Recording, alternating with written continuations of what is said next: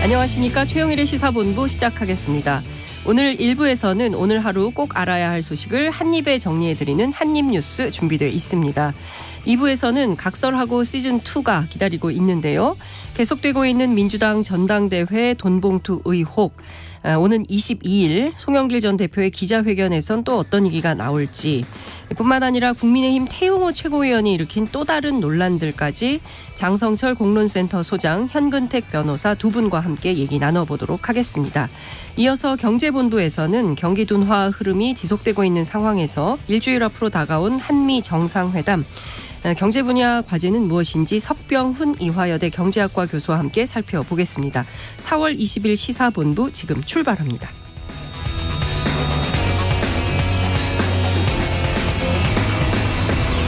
네, 저는 건강상의 이유로 자리를 비운 최영일 평론가를 대신해서 진행을 맡고 있는 장윤선입니다. 1부 마지막에 듣는 노래 디저트송 신청도 기다리고 있습니다. 오늘 듣고 싶은 노래 있으시면 문자 샵 9730으로 자유롭게 보내주십시오. 짧은 문자 50원, 긴 문자는 100원입니다. 오늘의 디저트송으로 선정되신 분께는 치킨 쿠폰 보내드리니까요. 많은 참여 부탁드립니다. KBS 1라디오의 모든 프로그램은 유튜브에서도 함께할 수 있습니다. 실시간 방송도 보실 수 있고요. 정치, 경제, 사회, 문화 등 다양한 분야의 명품 콘텐츠도 마련돼 있으니까요. KBS 1라디오 채널 구독과 좋아요, 댓글도 많이 부탁드립니다.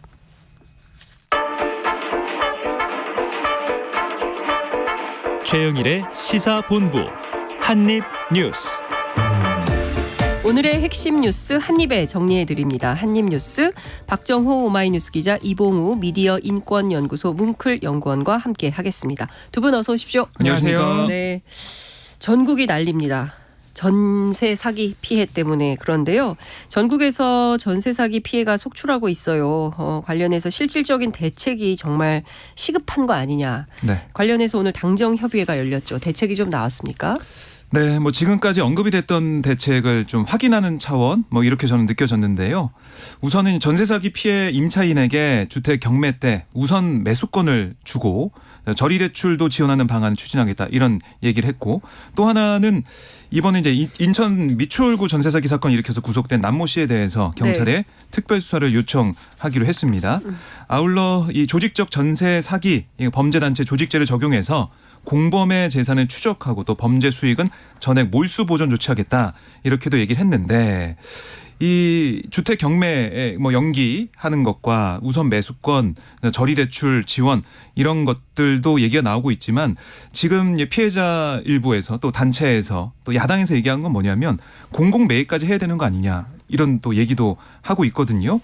이 공공 매입을 통해서 이 피해자들의 실질적인 보상이 이루어져야 되고, 야당에서는 이렇게도 얘기를 했습니다. 아니, 이 윤석열 대통령이 민간 미분양은 사주라 이렇게 얘기하면서도 왜 정부에서는 생사가 걸린 전세 사기 피해자들을 선구제하지 못하냐.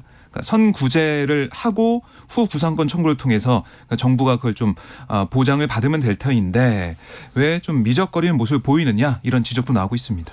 아니, 지금 돈이 없잖아요. 당장 돈이 없어서 조금 어떻게 마련한 걸 가지고 이제 전세를 얻어서 들어가서 살고 계신데, 경매할 때 우선 매수권을 주고 저리 대출하라는 건 또 돈을 꾸라는 얘기인데, 지금 어려운 분들한테 이걸 대책이라고 내놓을 수 있는 건지 저는 좀 이해하기가 어렵다. 이걸 대안이라고 우리 국민들이 이해할 수 있을까요? 상식적으로. 지금 저는 이렇게 생각을 합니다만, 이봉우 연구원께서는 어떻게 보십니까? 그렇습니다. 실효성이 좀 있습니까? 예, 지금까지 사실 작년 9월부터 이미 전세 사기 피해가 계속해서 나왔기 때문에 정부에서 대책을 계속 내놓고 있는 상황이었어요. 네. 문제는 그동안 정부가 내놨던 대책들이 말씀하신 문제점을 안고 있고, 사실 오늘 당정협의회에서도 뭔가 크게 진전된 것 같지 않다, 이런 지금 지적이 나오는 것이죠. 그래서 피해자들도 대책위를 꾸려서 지난해 말부터 이미 공공 매입과 우선 매수권 같은 것, 특히나 경매 중단을 지난해 말부터 이미 요구를 해왔습니다. 네. 사실 저리 대출 말씀하신 대로 지난해 9월부터 이미 연 1, 2%의 저리 대출 상품이 이미 정부 지원으로 나와 있었는데요. 네. 이 같은 경우에는 최근 1월부터 시행이 됐는데 이용한 사람이 8명밖에 안 됩니다. 그러니까 그 정도로 말씀하신 대로 이미 이 전세 사기 피해자들은 피해를 본 보증금도 대출을 받은 돈인 경우가 대부분이에요. 그러니까요. 그런 상태에서 그 보증금을 날리고 집도 날리는 상황에서 추가적으로 빚을 얻으라라는 대책은 사실상 좀 납득하기 어려운 측면이 있는 것이고, 또 하나 정부 대책 중에 하나가 임시거처를 일단 마련해 주는 거. 왜냐하면 이제 집이 날아가니까. 네. 근데 임시거처 역시 6개월만. 그렇습니다. 네. 임시거처 역시 이용자가 지금 3개월 동안 9명이거든요. 근데 임시거처 같은 경우에도 이 전세 사기 피해자들 같은 경우에는 일단 지금 살고 있는 그 집에 있어야 그나마 소유권을 최소한 지킬 수 있다라는 상황에서 지금 그런 마음으로 싸우고 있는 상황이기 때문에 임시거처도 사실 이용률이 굉장히 떨어지는 상황이라는 것이죠. 경매 중단, 그저께 대통령의 첫 지시가 나와서 오늘 이제 당정협의회에서도 노력하겠다라는 얘기가 나왔고, 어제 이제 범부처 TF에서는 사실 한국자산관리공사가 관리하는 주택들은 18일 날 곧바로 이 그 매각 기일 변경 요청을 해가지고 중단이 어느 정도 된 것으로 보이는데 그게 51채밖에 안 돼요. 그러니까 한국자산관리공사가 관리하는 주택은 매우 소수니까 그 외에는 모두 대부분 채권을 금융권이 가지고 있습니다. 그러니까 민간이 가지고 있다 보니까 이 매각 절차를 공공이 강제적으로 중단하라고 할 수가 없습니다. 그래서 어제 범부처 TF에서는 일단 공문을 보내서 요청을 했다 그러는데 이게 될지 안 될지 사실 모르는 거죠. 그래서 그런 부분에서 경매 중단도 이미 피해자들은 작년 말부터 요청했는데 네. 너무 너무 늦게 나왔고 그마저도 확실하지가 않다. 그래서 근본적 대책으로 여전히 좀 공공 매입에 대한 요구가 있는 상황입니다. 그러니까 좀 이게 피부에 와닿는 대책을, 그리고 그분들이 공감할 수 있는 대책을 내놔야 그래도 좀 정부가, 여당이 이렇게 좀 어려운 사람들을 위해서 노력하고 있구나. 지금 당사자들이 생을 지금 스스로 목숨을 지금 끊는 이런 상황에 와 있지 않습니까? 그러면 더 이상의 희생자가 없도록 적극적이고 빠른 대책을 내세워야 되는 거 아닌가라는 생각이 좀 드는데, 문제는 지금 인천 미추홀뿐만 아니라 화성, 동탄, 부산 계속 신고가 접수가 되고 있어요. 예, 동탄 같은 경우는 네. 이 임대인 이제 부부인데요. 이 동탄 병점 등지 이제 오피스텔 250여 채를 소유하고 있는 그런 상황인데, 네. 이것도 다른 전세 사기 사건과 마찬가지로 공인중개사에서 위탁해서 운영을 했어요. 근데 그 공인중개사는 최근에 폐업을 하고 다른 중개사에 넘어갔다 이런 얘기도 있는데, 네. 어쨌든 이것도 이제 비슷한 상황입니다. 전세 만료가 도래해서 이게 감당이 안 돼가지고 네. 임차인들에게 소유권을 넘기는 과정에 있는 걸로 보인다는 얘기도 있고요. 이게 또 어떻게 해결될지 모르는 상황이고, 부산에서도 지금 빌라와 오피스텔 90호실 가량 소유한 부부가 네. 최근 전화번호를 받고 잠적했다는 겁니다. 이것도 지금 어떻게 처리가 될지 모르는 상황이라서 결국에는 이게 부동산 경기 화랑을 타고 이른바 갭 투자를 계속 해왔던 거 아니겠습니까? 네. 전세금이 매매 금액보다 높은 상황. 이런 것들 아예 미추홀구 같은 경우처럼 근저당권이 설정되어 있는 그런 경우 사례도 있겠지만, 그게 아니라 이미 매매 가격이 전세 가격보다 낮은 상황에서 이 계약이 됐고, 네. 근데 부동산 경기가 이제 하강을 하니까 매매 가격이 떨어지고 전세금도 떨어지고, 이게 반환이 안 되는 그런 상황까지 이어지는 것도 전국에서 벌어지고 있다 보니까 이걸 정말 정부 차원에서는 어떻게 대응할지, 전세 사기라고 얘기를 하면서 사기라고 판단을 하고 있는 보도 저희도 이렇게 말씀을 드리고 있지만, 어떻게 보면 이게 사기가 아니라 재난으로까지 볼 수가 있거든요.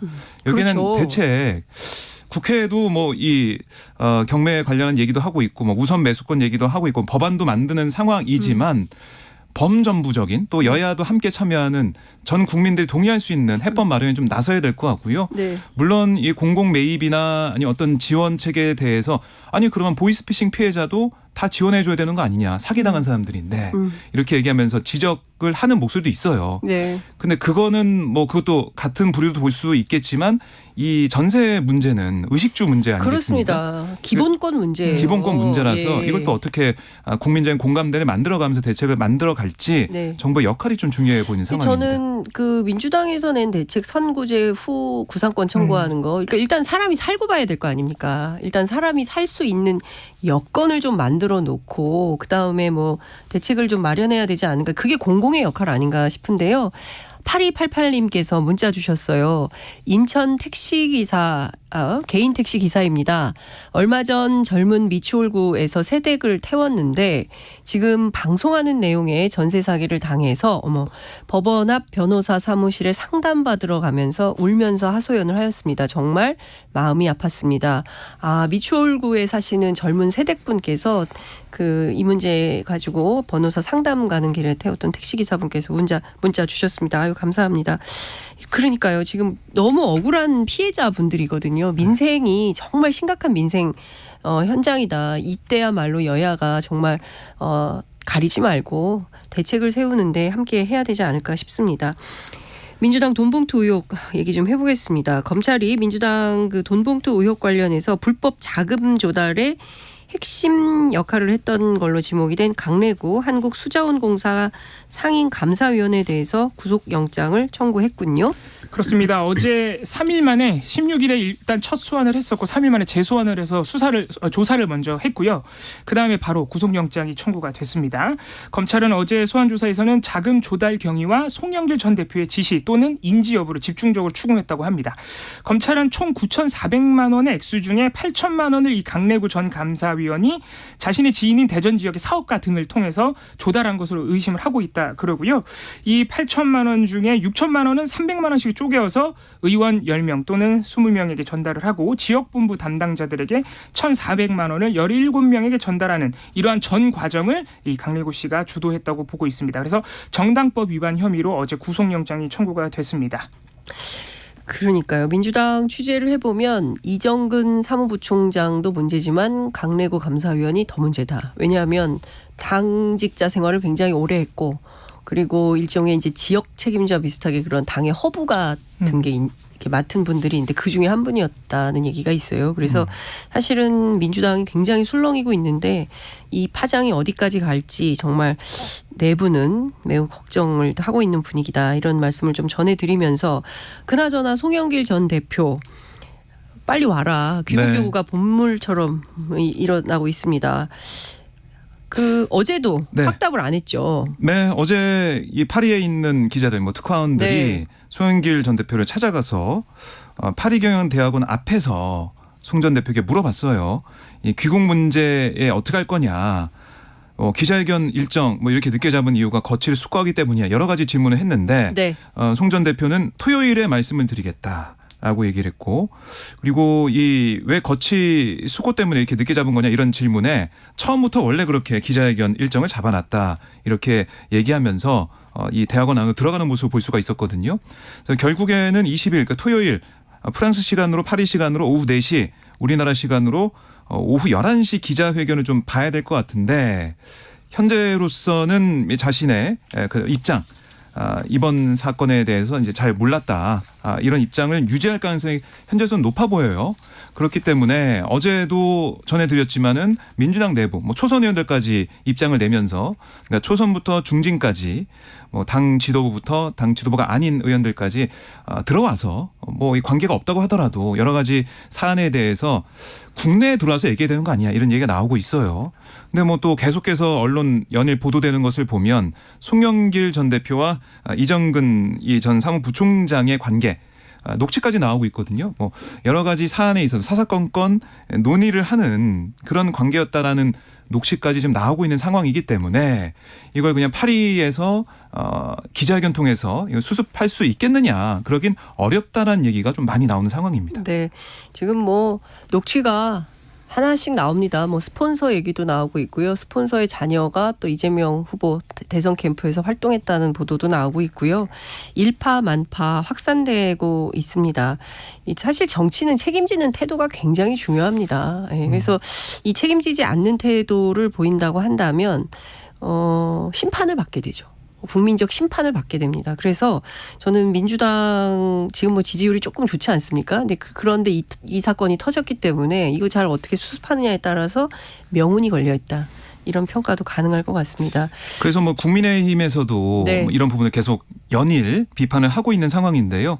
언급하신 것처럼 스폰서의 자녀가 이재명 대선 캠프에 있었다. 이런 보도도 나오고 있고 그러다 보니까 김기현 국민의힘 대표도 오늘 당 회의에서 이재명 대표와 송 전 대표가 30분 정도 전화 통화했는데 도대체 무슨 대화를 한 거냐.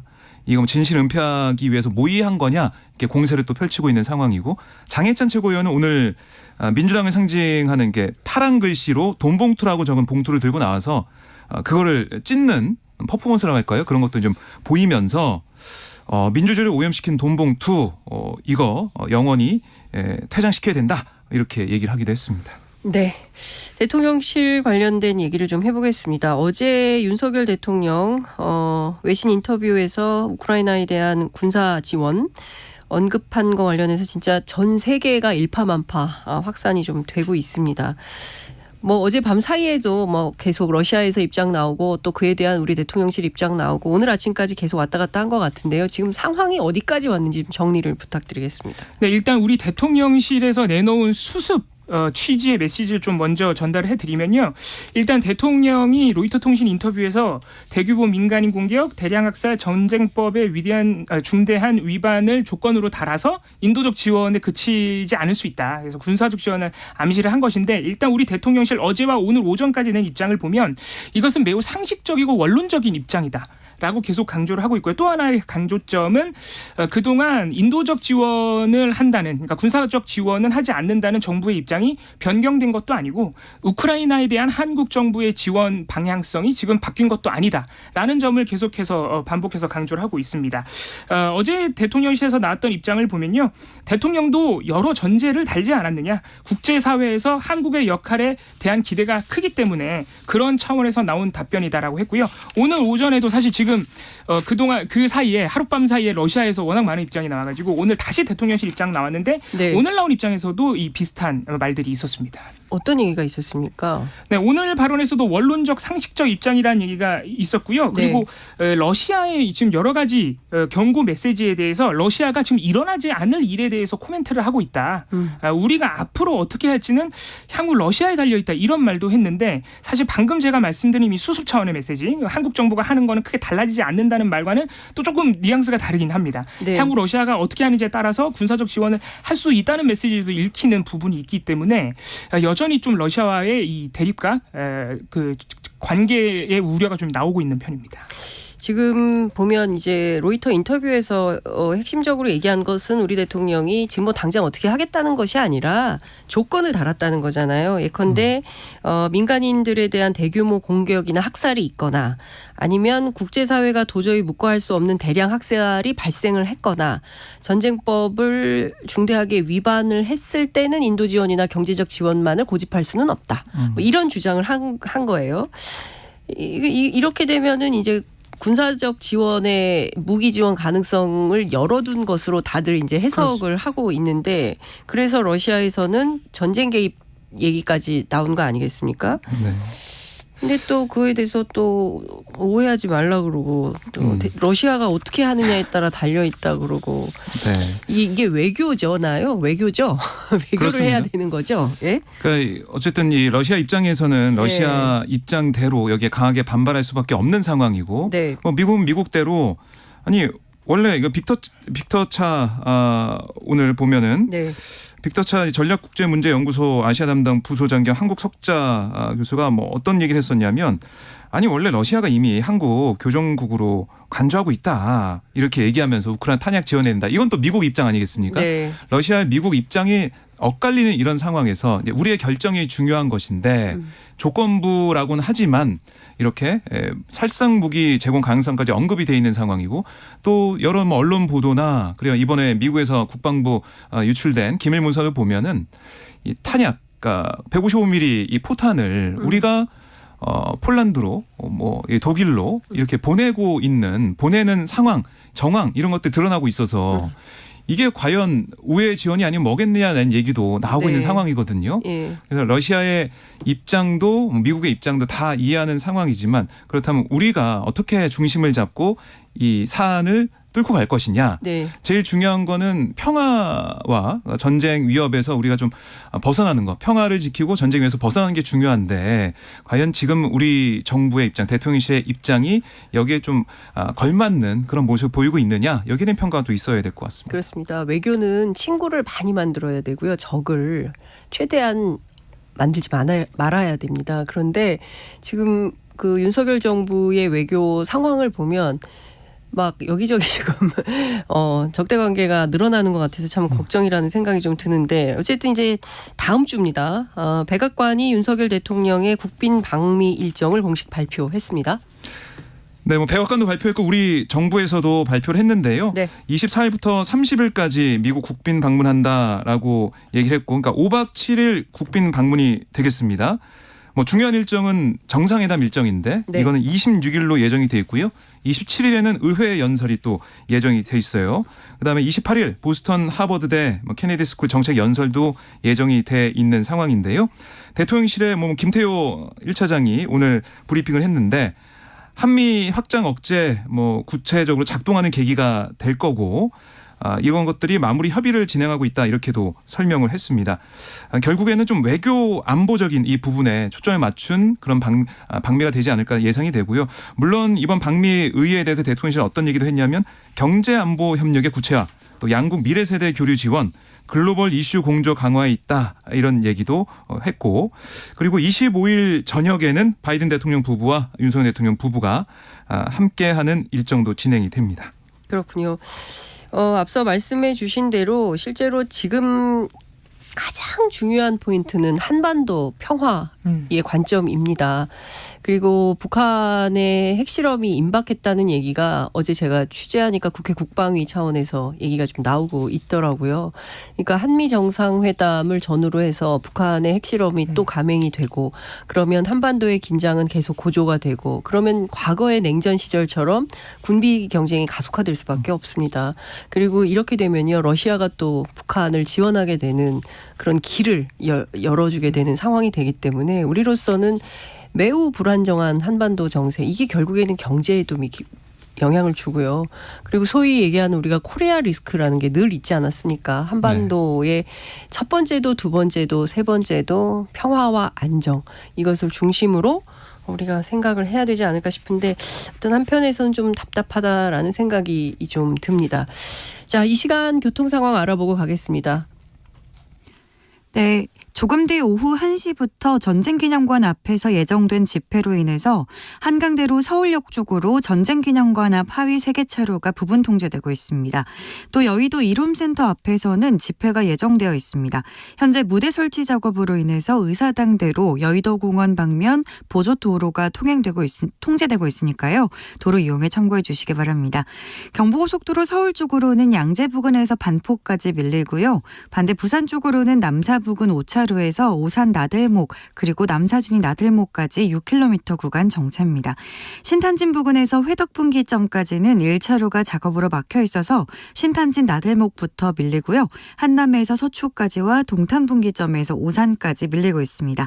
한편 경인고속도로는 서울 쪽으로 서인천에서 부평까지 밀립니다. KBS 교통정보센터에서 정현정입니다.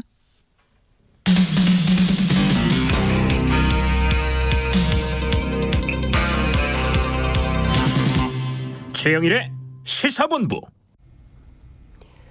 네, 계속해서 한입뉴스 이어가겠습니다.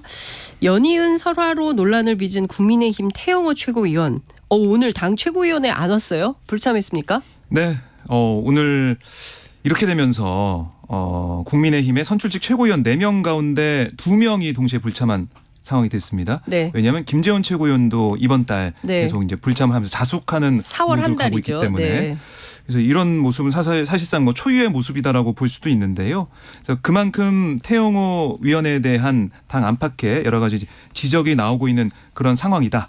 상황이 태영호 의원도 그렇고 태영호 의원의 이제 발언으로 인해서 당 사정이 좋지 않다라고 볼 수 있겠고, 또 오늘 눈에 띄었던 현장이 뭐냐면 태영호 최고위원도 오늘 최고에 불참을 했지만 아까 제가 전해드린 것처럼 김기현 대표는 회의에 참석해서 네. 발언을 했습니다.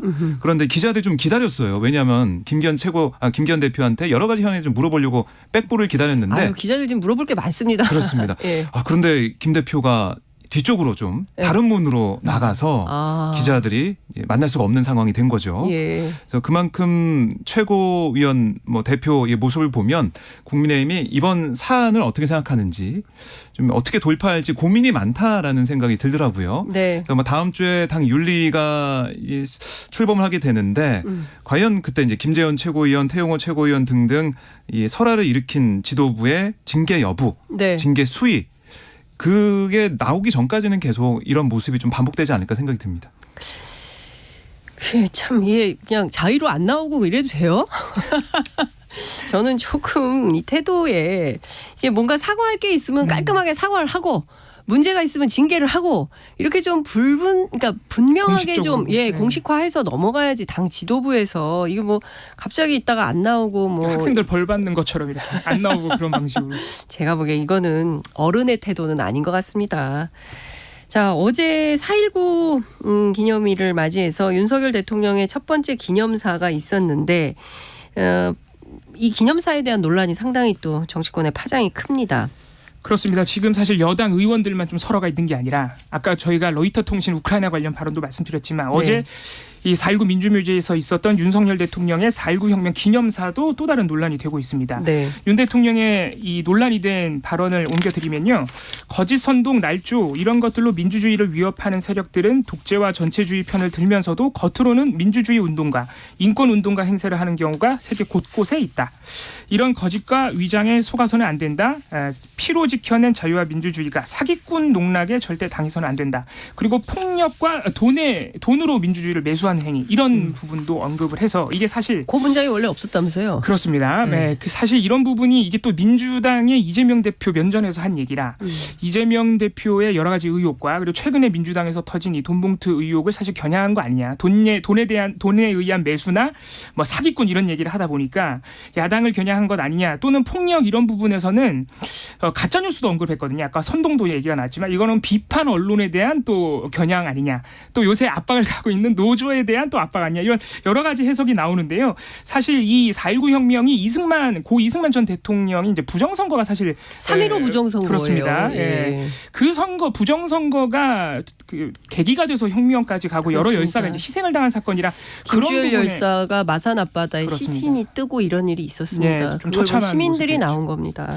사실 그런 부분에 조금 의미를 두고 좀 추모를 하고 그리고 이 부정선거와 같은 부분에 조금 이 우리의 교훈을 토봐봐야 되는데 비판 세력에 대해서 겨냥을 했다 이런 비판이 나오고 있는데 민주당도 곧바로 비판 의견을 냈습니다. 대통령이 4.19 혁명 기념일에 국민 통합을 강조하지는 못할 망정 갈등을 조장하는 저주의 단어만 나열을 했다라고 강력하게 비판을 했습니다.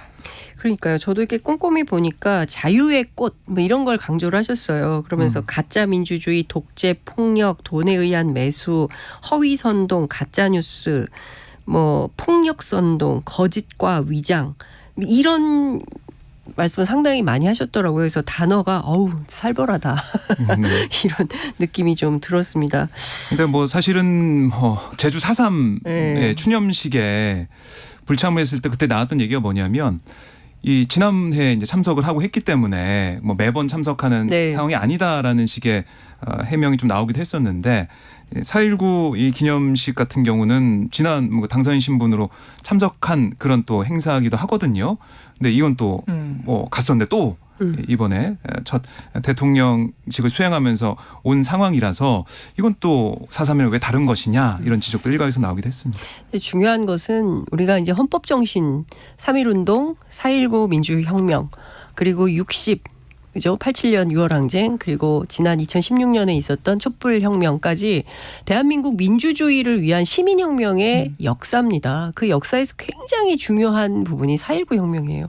그런데 이 부분에서 자유를 강조하는 것은 좋지만 그에 못지않게 민주주의의 정신을 강조를 하셨더라면 어땠을까?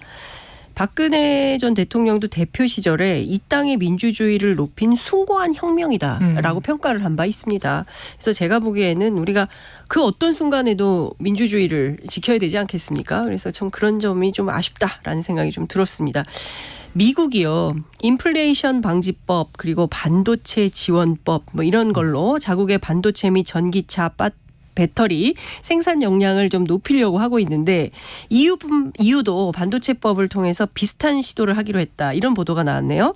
그렇습니다. 현지 시간으로 4월 18일입니다. 유럽에서 EU 집행위원회 이사회 유럽의회가 3자 협의를 통해서요. 이미 2월에 제안됐던 이 반도체 지원법 시행하기로 합의를 했습니다. 네. 이게 아주 행정적인 절차만 남아서 사실상 이게 시행이 된다고 보면 되는데요. 이 법안 내용의 골자는 반도체의 유럽 대륙 내 기술 그리고 생산 역량을 강화한다. 이걸 위해서 총 430억 유로, 우리 돈으로 60조 가량 된다고 합니다. 이러한 규모의 보조금과 투자를 단행하겠다. 그래서 2030년까지 EU의 전 세계 반도체 생산 시장 점유율이 현재 9%밖에 안 되는데 네. 20%까지 확대를 하겠다라고 합니다. 이 사실 이러한 반도체 지원법이 나온 배경에는요. 사실 유럽이 반도체 역량이 없는 건 아닙니다. 이 극자위선 노광 장비를 전 세계 독점 생산하는 네덜란드의 반도체 장비 업체인 ASML 같은 업체도 있는데 사실 주로 유럽에서는 자동차용 반도체를 생산을 해왔고 반도체 설계 역량은 뛰어난데 생산 역량은 떨어진다고 합니다. 그래서 잘 알려져 있지만 TSMC라든가 삼성전자와 같은 이 파운드리에게 네. 생산은 사실 맡기고 있는 실정이죠. 그렇다 보니까 최근에 반도체의 중요성이 굉장히 올라갔는데 생산도 이제 EU에서 열심히 해야겠다라는 목표가 생긴 것이죠. 문제는 2030년까지 점유율을 20%까지 올리려면 현재보다 2배나 생산을 더 해야 되기 때문에 이 구체적으로 33억 유로를 투자해서 유럽 반도체 실행 계획을 추진하겠다. 그래서 인력을 양성하고 차세대 반도체 기술에 투자를 하겠다고 밝혔고요. 또 보조금 지급 근거를 마련해서 EU 안에서 차세대 기술에 투자를 하고 새로운 설비를 도입하는 게 입증이 되면 보조금을 지급하겠다라는 보관도 밝혔습니다. 지금 다들 지금 자국 우선주의로 보호무역 막 하고 있어요. 우리는 이제 자유무역 시스템에서 참 아이러니한 상황이 되고 있습니다. 그러니까 이때 우리는 무엇으로 어떻게 우리의 국익을 지킬 건지가 기본적인 관점이 돼야 될 것 같습니다. 가치 동맹도 좋고 다 그렇지만 그래도 일단 우리는 자국의 우선 이런 것도 좀 있어야 되지 않을까요? 당장 지금 미국에서 치이고 또 유럽에서도 또 이렇게 되면 우리는 어느 시장에 가서 어떻게 장사를 할 수 있을지 이것도 좀 걱정입니다. 미국에서도 국내 기업들이 지금 전기차가 받는 보조금 그리고 반도체 생산 규제로 계산이 아주 복잡한 상황인데 결국에서는 유럽에서도 이게 영향을 안 받을 수 없는 상황이 되는 거네요. 네, 우선은 우리 정부 얘기를 들어보면 영향이 크진 않을 거다 이렇게 예상은 하고 있더라고요. 네. 우선 EU 반도체법에는 역외 기업에 대한 명시적 차별 조항이 없는 상황이고 또 우리 반도체 기업 생산 시설이 EU에는 없어가지고 영향 적다 이렇게 우선은 보고 있습니다. 하지만 이 법안으로 EU의 반도체 제조 역량이 강화가 되면 당연히 경쟁이 치열해지겠죠. 그 경쟁 이게 좀 우려가 되는 것이고 또 EU는 이제 반도체 생산 설비가 부족하기 때문에 한국 기업들의 어떻게 보면 수출과 진출의 기회가 될 수도 있다라는 기대감도 있지만 사실은 미국 이제 반도체법 네. 보조금 얘기가 나오고 있는 상황에서 미국에 우리가 좀 끌려 들어가는 그런 모습을 좀 보이고 있는데 과연 유럽 시장에 우리가 얼마나 또 대응할 수 있을까 네. 이런 우려가 한편은 또 있는 것입니다. 기회와 우려가 공존하고 있다고는 하지만 제가 볼 때는 우려의 목소리가 좀 더 많은 게 아닌가 이런 생각이 들어요. 이따 2부에서 경제본부에서 조금 더 반도체 문제 또 전기차 보조금 문제 살펴보도록 하겠습니다. 오늘 두 분 말씀은 여기까지 들어야 될 것 같습니다. 고맙습니다. 고맙습니다. 감사합니다. 네, 지금까지 박정호 오마이뉴스 기자, 이봉우 미디어 인권연구소 뭉클연구원과 한입뉴스 함께했습니다. 오늘의 디저트송 발표하겠습니다. 1371님께서 이런 말씀 주셨습니다. 오늘 장애인의 날입니다. 몰랐습니다. 시각장애가 있는 미국 가수죠. 스티비 원더의 Yesterday, Yester유, Yesterday 신청합니다 하셨습니다. 치킨 쿠폰 보내드리고요. 저는 디저트송 듣고 입으로 다시 돌아오겠습니다.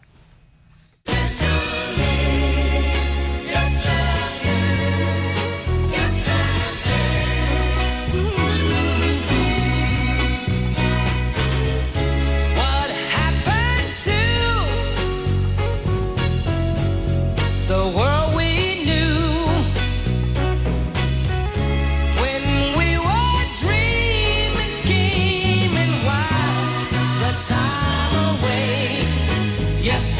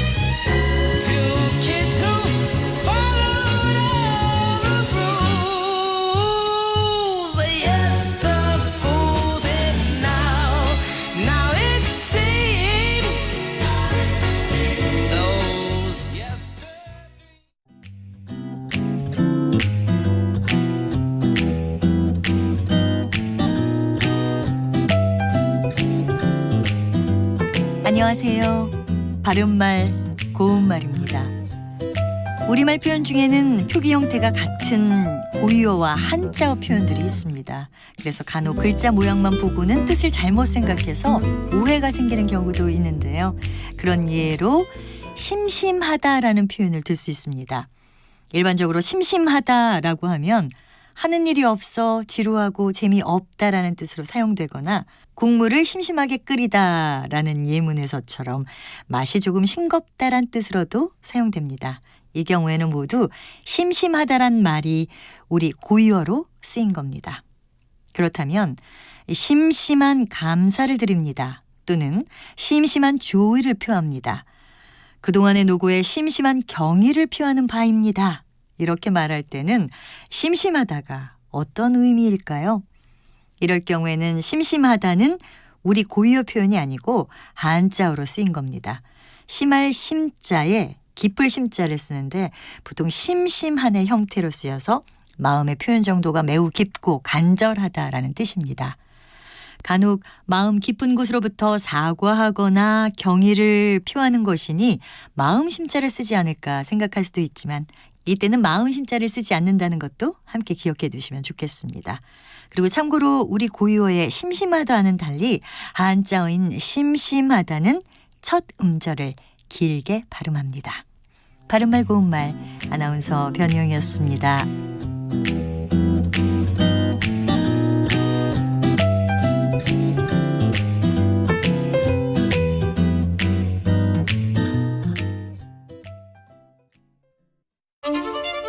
토론은 치열해도 판단은 냉정하게. 복잡한 세상을 바꾸는 첫걸음은 의외로 단순할지도 모릅니다. 평일 저녁 7시 20분 당신을 바꾸는 질문.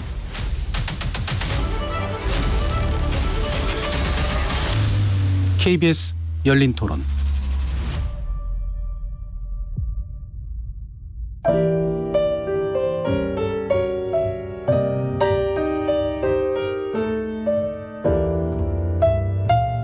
내일의 품격, 김성환의 시사야에서 챙겨가세요. 하루를 마무리하는 시간 꺼내보는 당신의 지식 창고. KBS 일라디오 김성환의 시사야. 평일 밤 10시 5분 여러분을 찾아갑니다.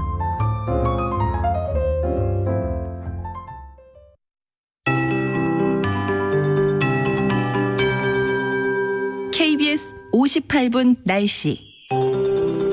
지금 동해와 양산의 기온이 28도까지 올랐습니다. 따뜻한 남서풍이 불어오는 가운데 강원 영동과 남부지방은 대체로 맑아서 일사효과까지 더해지며 기온이 크게 올랐는데요.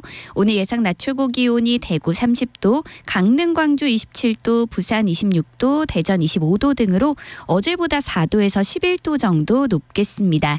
반면 서울 등 중북부 지방은 하늘이 흐려서 서울이 18도, 춘천 21도 등으로 어제보다 5도에서 10도나 낮겠고요. 내일은 강원 영동과 남부지방도 고온 현상이 누그러지면서 예년 이맘때 기온으로 되돌아오겠습니다. 요즘 기온의 변화가 무척 큰 만큼 건강관리에 더욱 신경을 쓰셔야겠습니다.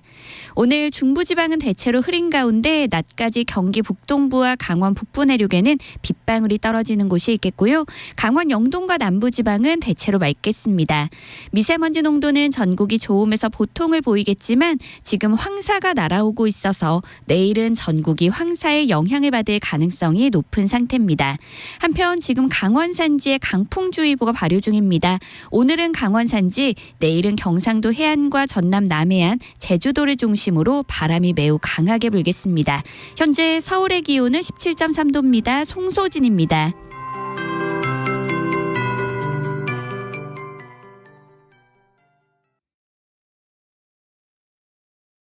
정성을 다하는 국민의 방송 KBS가 한시를 알려드립니다. AM 711kHz, FM 97.3MHz, KBS 일라디오입니다. HLKA.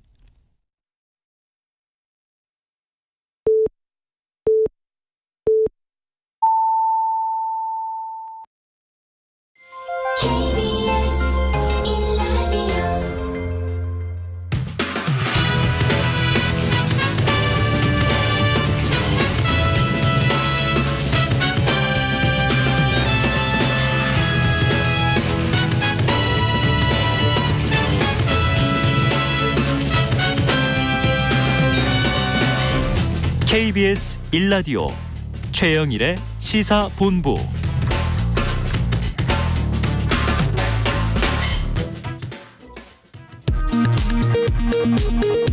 이 시각 라디오 정보센터 뉴스입니다. 윤석열 대통령이 우크라이나에 대한 무기 지원 가능성을 시사한 데 대해 러시아 외무부가 반러 적대 행위라며 경고 수위를 높였습니다. 대통령실은 우크라이나에 인도적 지원을 한다는 기존 정부 원칙에 변함이 없다고 밝혔습니다. 윤석열 대통령이 오는 24일부터 29일까지 미국을 국빈 방문한다고 대통령실이 밝혔습니다. 한미 정상회담은 현지 시각 오는 26일 열립니다. 국민의힘과 정부는 전세 사기 피해 임차인에게 주택 경매 때 우선 매수권을 주고 저리 대출도 지원하는 방안을 추진하겠다고 밝혔습니다. 또 조직적 전세 사기의 범죄 수익은 전액 몰수 보전 조치하겠다고 말했습니다. 북한이 개성공단에 중국 기업의 투자를 유치하려고 시도하고 있다는 보도와 관련해 통일부가 관련 정보를 확인하고 있다고 밝혔습니다. 지금까지 라디오 정보센터 조진주였습니다.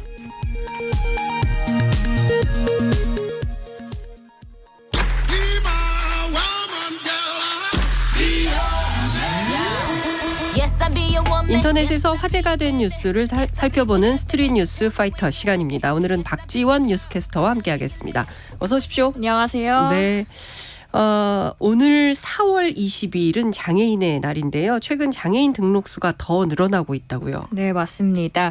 지난해 말 기준으로 국내 등록장애인 수가 관련 통계 작성 이래 가장 많았습니다. 인구 고령화의 영향이 굉장히 컸는데요. 65세 이상인 장애인 비율이 처음으로 전체 장애인의 절반을 넘어섰다고 합니다. 보건복지부가 19일 발표한 2022년도 등록장애인 현황 통계에 따르면 지난해 말 기준으로 해서 국내 등록장애인은 전년 대비해서 약 0.31%, 즉 8천 명 이상 증가했다고 합니다. 2019년 약 261만 명대였다가 2020년에는 약 263만 명대, 그리고 그 다음해에는 약 264만 명 등으로 해마다 증가했던 등록장애인 수가 지난해에는 약 265만 명으로 또 한 번 최고치를 경신한 셈입니다. 이를 수치적으로 보면 전체 인구 대비해서 5.2%에 해당하는데요. 인구의 20명 중 1명이라고 치면 됩니다. 유형별로는 지체장애가 전체의 44.3%로 비중이 가장 높았고요. 그 다음으로는 청각, 시각, 뇌병변, 지적장애 순이었습니다. 다만 지난해 한 해 동안 새로 등록한 장애인 약 7만 9천 명 정도의 유형을 보면 청각장애가 32%로 비중이 가장 컸고요. 그 이후에는 지체, 뇌병변, 신장 순이었습니다. 복지부 관계자는 청각 그리고 시각장애 등은 아무래도 노령자에게 많이 오는데 인구 고령화로 인해서 전체 장애인 수에서 차지하는 비중 자체가 늘었다고 설명합니다. 등록 장애인의 연령별 분포를 보면 60대가 전체 비중 안에서 가장 컸는데요. 특히 해마다 증가하던 전체 등록 장애인 대비해서 65세 이상의 비율이 지난해에는 52.8%로 처음으로 절반을 넘어섰습니다.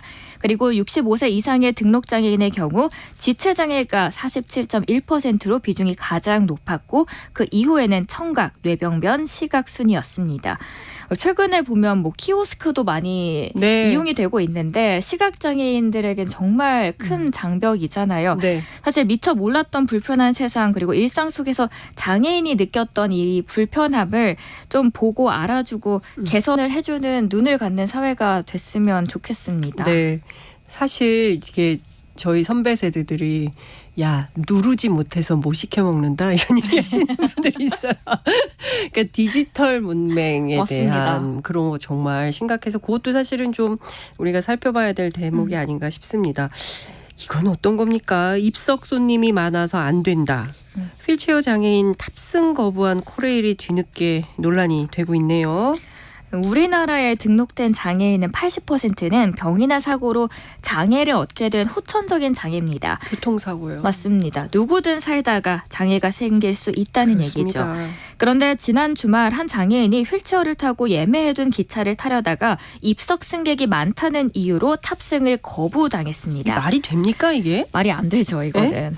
한국지체장애인협회가 창간한 언론사 소셜포커스의 논설위원인 조봉현 씨는 지난 15일에 서울로 향하는 무궁화호 탑승을 위해서 수원역을 찾았습니다. 그는 현장에서 오는 오전 11시쯤 출발하는 무궁화호 열차표를 발권했고 심지어 해당 열차에는 전동 휠체어 장애인 전용 좌석이 있었습니다. 조 씨는 탑승을 위해서 승강장에 도착을 했는데요. 영무원으로부터 입석 손님이 가득 차서 탑승이 어렵다라는 말을 들었습니다. 그리고 영무원은 그에게 표를 환불받으라까지 말합니다. 조 씨는 결국 발권까지 한 상태에서 열차에 탑승할 수 없었고 기존에 발권한 열차를 환불한 뒤에 14분 뒤에 도착하는 다른 무궁화호 열차를 타고 이동을 했습니다.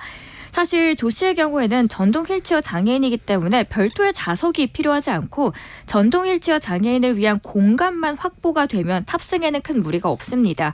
코레일은 그러나 전동 휠체어가 놓여야 할 공간까지 입석 손님이 있다는 이유로 정상적으로 발권까지 한 휠체어 장애인의 탑승을 거부한 셈이죠.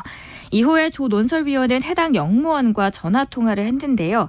주말이고 입석 손님이 많아서 안전사고 위험이 있기 때문에 탑승시킬 수 없다는 핑계를 댔고 그마저도 100번 양보를 해서 휠체어 승객이 도저히 탑승할 수 없을 만큼 상황이 생겼다면 미리 휠체어석이 발매가 되지 않도록 조치를 했어야 하는 게 맞다라고 지적을 합니다. 이런 소식이 알려지자 코레일은 어제 보도자료를 내고 수원역에서 전동 휠체어 이용 장애인이 예매한 열차에 탑승하지 못한 것에 대해서 사과드린다고 밝혔습니다. 그러나 누리꾼들은 이해할 수 없다는 반응입니다. 탑승이라는 가장 기본적인 권리를 뺏는 것은 말이 안 되는 일이다. 사기업도 아니고 공기업에서 일어나다니 놀랍다. 이건 코레일 측이 잘못한 거다. 시위가 아닌 정상적인 탑승인데 왜 차별하나 이야기가 오가고 있습니다. 예, 차별금지법이 왜 필요한지 이런 대목에서 이해할 수가 있는 것이죠. 네. 이 전혀 다른 겁니다. 같이 동등 비교할 수가 없어요. 입석 손님들이 탈 수 있는 공간과 그다음에 이 전동 휠체어 장애인이 탈 수 있는 공간이 엄연히 분리되어 있고 그렇죠. 이것은 그 탑승객의 권리인 거예요. 그런데 그 영무원이 어떤 분인지는 모르겠지만 이 전용 좌석이 있음에도 불구하고 거기에 입석 손님을 태워야 되니까 교통 혼잡을 이유로 당신 타지 마라. 이거는 있을 수 없는 일이죠. 네. 이건 있을 수 없는 일이고 이것은 우리 사회가 용납해서도 안 되는 일입니다. 다시는 이런 일이 있어서는 안 된다고 생각하고 코레일에서 이 영무원에 대해서도 응분의 조치가 필요하다. 이런 생각이 좀 듭니다. 자, 독일의 한 사진작가가 국제사진전에서 자신의 작품이 우승작으로 선정이 되자 뒤늦게 AI 작품임을 밝히고 수상을 거부하는 일이 벌어졌네요. 네, 맞습니다. 독일의 사진작가 보리스 엘다크젠이 국제사진전을 출품한 한 그림인데요. 두 여인이 등장하는 흑백 사진입니다. 전기공이라는 제목이 붙은 이미지 속 노년의 녀석은 젊은 여성 뒤에서 그의 어깨를 붙잡고 어딘가를 응시하는 모습이 담겼습니다. 이 그림이 바로 세계 최대 사진 대회 중 하나인 2023년 소니 월드 포토그래피 어워드의 수상작으로 뽑혔습니다. AI 이미지가 권위 있는 국제 사진전에서 수상한 것은 이번이 처음인데요. 그래서 더 주목이 됐습니다. 해당 작품이 수상작으로 뽑히자 작가는 사실은 AI로 만든 사진이고 논란을 일으키기 위해서 출품했다면서 수상을 거부했습니다. 그리고 수상을 거부한 이유는 AI 이미지와 사진은 이런 대회에서 경쟁해서는 안 되고 AI는 사진 예술이 될 수 없다라는 주장을 하고 싶었던 의도였습니다. 결국 이 사진 작가가 하고 싶은 말은 이거였습니다. 사진으로 봐야 하는 것과 그렇지 않은 것에 대해서 사진계에서 폭넓은 토론이 이루어져야 한다. 사진의 영역은 AI 이미지가 들어올 수 있을 만큼 충분한가 아니면 내 수상은 실수였을까라고 반문을 하면서 내가 수상을 거부함으로써 이 논쟁이 더 가속화되길 바란다고 말합니다. 최근에 온라인상에서는 허리춤이 강조된 흰색 롱패딩을 입고 바티칸 시국의 성 베드로 광장을 산책하는 프란치스코의 교황 그리고 경찰관에게 둘러싸여서 수갑이 채워지고 끌려가는 모습에 도널드 트럼프 전 대통령 등 실제와 구별이 어려운 AI 생성 이미지가 유포된 바가 다수 있는데요. 맞습니다. 영국의 외신 가디언은 이번 일이 AI 기술 사용과 그 의미에 대한 격렬한 논쟁이 벌어지는 가운데 주목이 됐다면서 일각에서는 심하면 종말론적인 경고가 나오는 상황이라고 평가를 합니다. 누리꾼들은 엇갈리는 반응입니다. 사진이나 영상의 증거 능력 상실이 가장 우려가 된다. 또는 아직 인공지능은 인간이 한 것을 짜집기 하거나 다른 인간이 한 것으로 대체하는 수준으로 예술이라고 하기에는 좀 어렵다는 입장이고요. AI가 발전해도 끝끝내 인간의 고고함을 지켜줄 거라 믿었던 아날로그적인 영역, 즉 예술이 가장 먼저 정복당하는 건가라는 반응과 함께 이와 반대로 무엇을 배우고 무엇을 느끼는가가 중요한 것이다라는 긍정적인 의견도 있었습니다. 네. 근데 이 작가 정말 멋있네요. 좀 사회에 도전적 문제제기를 하고 있는 거 아닙니까? 맞습니다. 예술가로서. 네. 한번 전 세계가 한번 이 문제에 대해서 토론을 해봐야 되지 않을까라는 생각이 좀 듭니다. 출간 이후 19년 만에 세계적으로 주목받고 있는 소설이 있다. 어떤 작품인가요? 네, 천명관 작가가 영국 최고권위 문학상인 부커상 인터내셔널 부문에서 장편소설 고래로 최종 후보에 올랐습니다. 부커상은 노벨 문학상, 프랑스 콩쿠르상과 함께 세계 3대 문학상으로 꼽히는데요. 한국 작가의 작품이 2년 연속 부커상 인터내셔널 부문 최종 후보에 오른 거는 처음이라는 점에서 의미도 큽니다. 2004년 문학 동네 소설상 수상작인 고래는 출간 당시에 베스트셀러에 올랐고요. 이번 후보 지명으로 19년 만에 다시 주목을 받게 됐습니다. 세상 참 모르겠네요. 작가님의 인터뷰에서 하신 말씀인데요. 네. 19년 전 출간했던 소설이 부커상 최종 후보에 오르자 천명관 소설가가 얼떨떨함을 드러냈습니다. 천 작가는 언론과 인터뷰에서 고래를 빼놓고는 작가 커리어를 얘기하기가 어려울 정도로 나의 대표작이긴 한데 이렇게 뒤늦게 책이 해외 출간되고 재밌는 일이다라고 전했습니다. 고래는 2004년에 출간된 소설로 산골 소녀에서 소도시의 기업가로 성공하는 이야기인데요. 뒤늦게 찾아온 세계적인 관심의 천 작가는 번역도 큰 부분을 차지하고 있는 만큼 김지영 씨에게 정말 감사하다면서 공로를 영문판 번역을 맡은 번역가에게도 돌렸습니다. 실제로 부커상 인터내셔널 부문은 작가와 번역가 모두에게 수상을 합니다. 사실 천 작가는 최근 지난해 이 영화 뜨거운 피로 감독 데뷔를 하면서 영화계에서도 행보를 이어오고 있습니다. 소설은 2016년 이것이 남자의 세상이다 이후 그간 신간 소식이 들려오지 않았는데요. 왜 신간 소식이 안 들리냐라는 질문에 물론 소설도 써야죠라는 답변을 내비쳤습니다. 최종 수상작은 5월 23일입니다. 런던 스카이 가든에서 발표된다고 하는데요. 19년 만에 빛나는 영광을 다시 한번 누리시길 바라도록 하겠습니다. 네. 아유, 재밌는 소식 감사합니다. 오늘 말씀 여기까지 듣겠습니다. 고맙습니다. 네, 고맙습니다. 네, 지금까지 박지원 뉴스캐스터와 함께했습니다. 최영일의 시사본부는 여러분과 함께합니다. 짧은 문자 50원, 긴 문자 100원이 드는 샵 9730. 라디오 어플 콩과 유튜브는 무료로 참여하실 수 있습니다.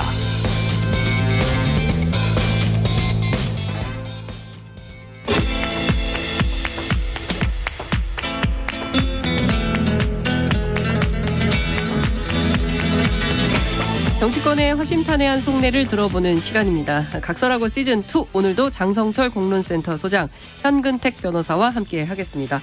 자, 두 분 어서 오십시오. 네, 안녕하세요. 네, 어제는 엄청 더웠는데 오늘은 또 쌀쌀 약간 좀 봄 같은 기운? 그러니까 어제는 제가 무슨 밖에 있으면서 네. 겨울 양복 입고 갔고 오늘은 여름 양복 입고 왔거든요. 너무 더워서. 네, 그러니까 이게 참 맞추기가 어려워요. 날씨 좀 보고 다닙시다. 너무 바쁘셔도. 예. 너무 바쁘세요, 우리 현 변호사님. 그러니까요. 그렇게 바쁘진 않습니다. 오전에 못 보고. 자, 첫 번째 키워드 장성철 소장님이 꼽으신 돌아와요 송영길입니다. 네, 민주당 지금 뭐 2021년 전당대회 돈봉투 의혹 저희 지난주에도 얘기했습니다. 파장이 진짜 일파만파 계속 가고 있는데요. 시간을 끌수록 민주당이 어려워질 거다. 이제 뭐 송 전 대표는 22일 이제 토요일이죠. 기자회견에서 말하겠다. 버티고 있습니다. 이유가 뭘까요? 상황을 파악을 해야죠. 도대체 지금 검찰은 일주일이 됐는데 아직도 파악이 안 됐나 봐요. 그래요? 그러니까 지금 검찰은 어느 정도 수준까지 알고 있을까? 이정근 사무부총장은 어느 정도까지 진술을 했을까? 뭐 그런 것들 파악을 해야 될 거고. 윤관석 의원과 이성만 의원 도대체 무슨 일을 그때 했느냐라는 것도 파악을 해야 되고 자신의 기억도 더듬어가지고 그때 무슨 말을 했지 무슨 결정을 했지 지금 녹취록에 나온 얘기를 그런 결정을 내가 했나 그런 거 다 맞춰봐야 될 거예요. 그래야 나중에 재판정에 가더라도 불리하게 그것이 사용되지 않을 수가 있을 거다. 또 말을 바꾸면은 또 불리하잖아요. 그러니까 일단 상황을 다 취합해서 정리해가지고 어떤 입장을 내세울까 고민 중에 있다라고 보여집니다. 근데 상당히 무책임해 보이죠. 그 민주당에서는 파악한 거 없습니까? 뭐 그 자체적으로 좀 조사도 하고 그러지 않았을까요? 조사는 했을 텐데 뭐 그게 어쨌든 개인한테 물어보는 거기 때문에 네. 돈 받았어요? 그럼 네 받았습니다. 아니 이거 이재명 이럴 대표가 사람이 누가 일일이 있겠어요. 전화해서 물어봤다면서요. 아니, 그러니까 대표님이 물어본다 해도 네. 예를 들어서 이재명 대표님이 명단에 있던데 돈 받은 거 맞습니까? 그러면 네 대표님 제가 받았습니다. 그럴 분이 누가 있겠어요. 저도 몇 분 통화해봤는데 말도 안 된다. 절대 아니다. 그렇죠. 막 이렇게. 그러니까 사실은 이 자체 조사를 근데 저는 이 생각이 조금 달라요. 자체 조사에 어떻게 하겠냐. 왜냐하면 이정근 전 부총장은 구치소에 있고 네. 그다음에 뭐 핵심인은 이제 프랑스에 계시고 이러니까 네. 자체 조사 한계는 있는데 이게 단순히 이제 검찰에 맡겨놨을 때는 검찰은 처벌이 목적이거든요.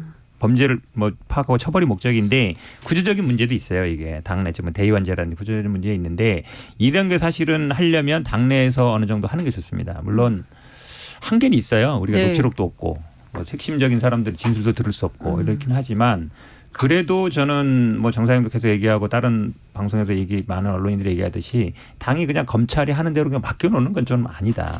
그건 아니라고 봐요. 그래서 우리 현근택 변호사님을 수사본부장 시키셔가지고 아니, 뭐 수사권 없고요. 아니, 그래서 무슨 외부위원으로 위원장. 어느 정도 이 전당대 조사위원. 그렇죠. 뭐 이런 거. 조사위원 정도를 네. 해서 네. 어쨌든 뭐 한계는 당연히 있지만 네. 그분들이 나와서 얘기할 거 아닙니까? 명단에 나온 사람들의 얘기 들어보면 거기서 예를 들어서 뭐 아니다라고 했는데 나중에 수사 결과가 밝혀지면 네. 그대로 정치적인 책임을 지면 되는 거예요. 네. 그러니까 그거를 두려워서 당에서는 그냥 안 하고 그냥 이제 왜 안 하는 거예요? 그러니까 제가 보기엔 그 한계. 아니 근데 공식 수사상의 한계. 뭐 한계 다 알죠. 국민들이 뭐 그렇지만 그렇죠. 그래도 당이 뭔가 하고 있다. 열심히 그렇죠. 자체적으로 뭔가 노력을 하고 있다라는 거를 보여주는 것도 정치 행위 아닙니까? 그래서 저도 100% 그거에 동의해요. 그래서 저는 좀 늦긴 했지만 네. 어떤 식으로든지 간에 뭐 시민단체든지 아니면 외부위원들로 해서 이거를 하는 게 필요하다. 이재명 대표 왜 그런 결정 안 하는 거예요? 그거는 제가 직접 물어보지 못했고요. 어쨌든 필요하다. 말씀처럼 네. 당이 그냥 검찰에 그냥 하는 대로 맡겨놓고 수사로 다 밝히겠다라고 하는 거는 저는 조금 무책임하다 이렇게 봐요. 이재명 당대표가 그렇게 못하는 이유는 네. 본인 사법 리스크 때문에 못하는 거죠. 그러면은 다른 쪽에서 아니 당신과 관련된 여러 가지 혐의나 비리 의혹 같은 경우에 당내에서 진상조사 해가지고 여러 가지 상황을 좀 파악을 해야 되는 거 아니냐.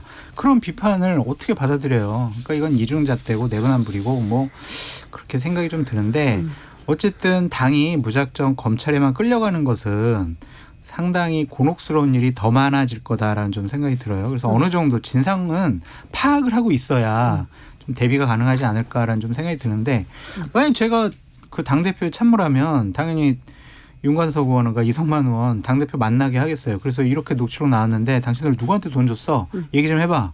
그러면 그 두 의원은 있었던 일 얘기하지 않겠어요? 그러니까 그런 절차도 좀 필요하지 않을까? 아니 이미 진행되지 않았을까?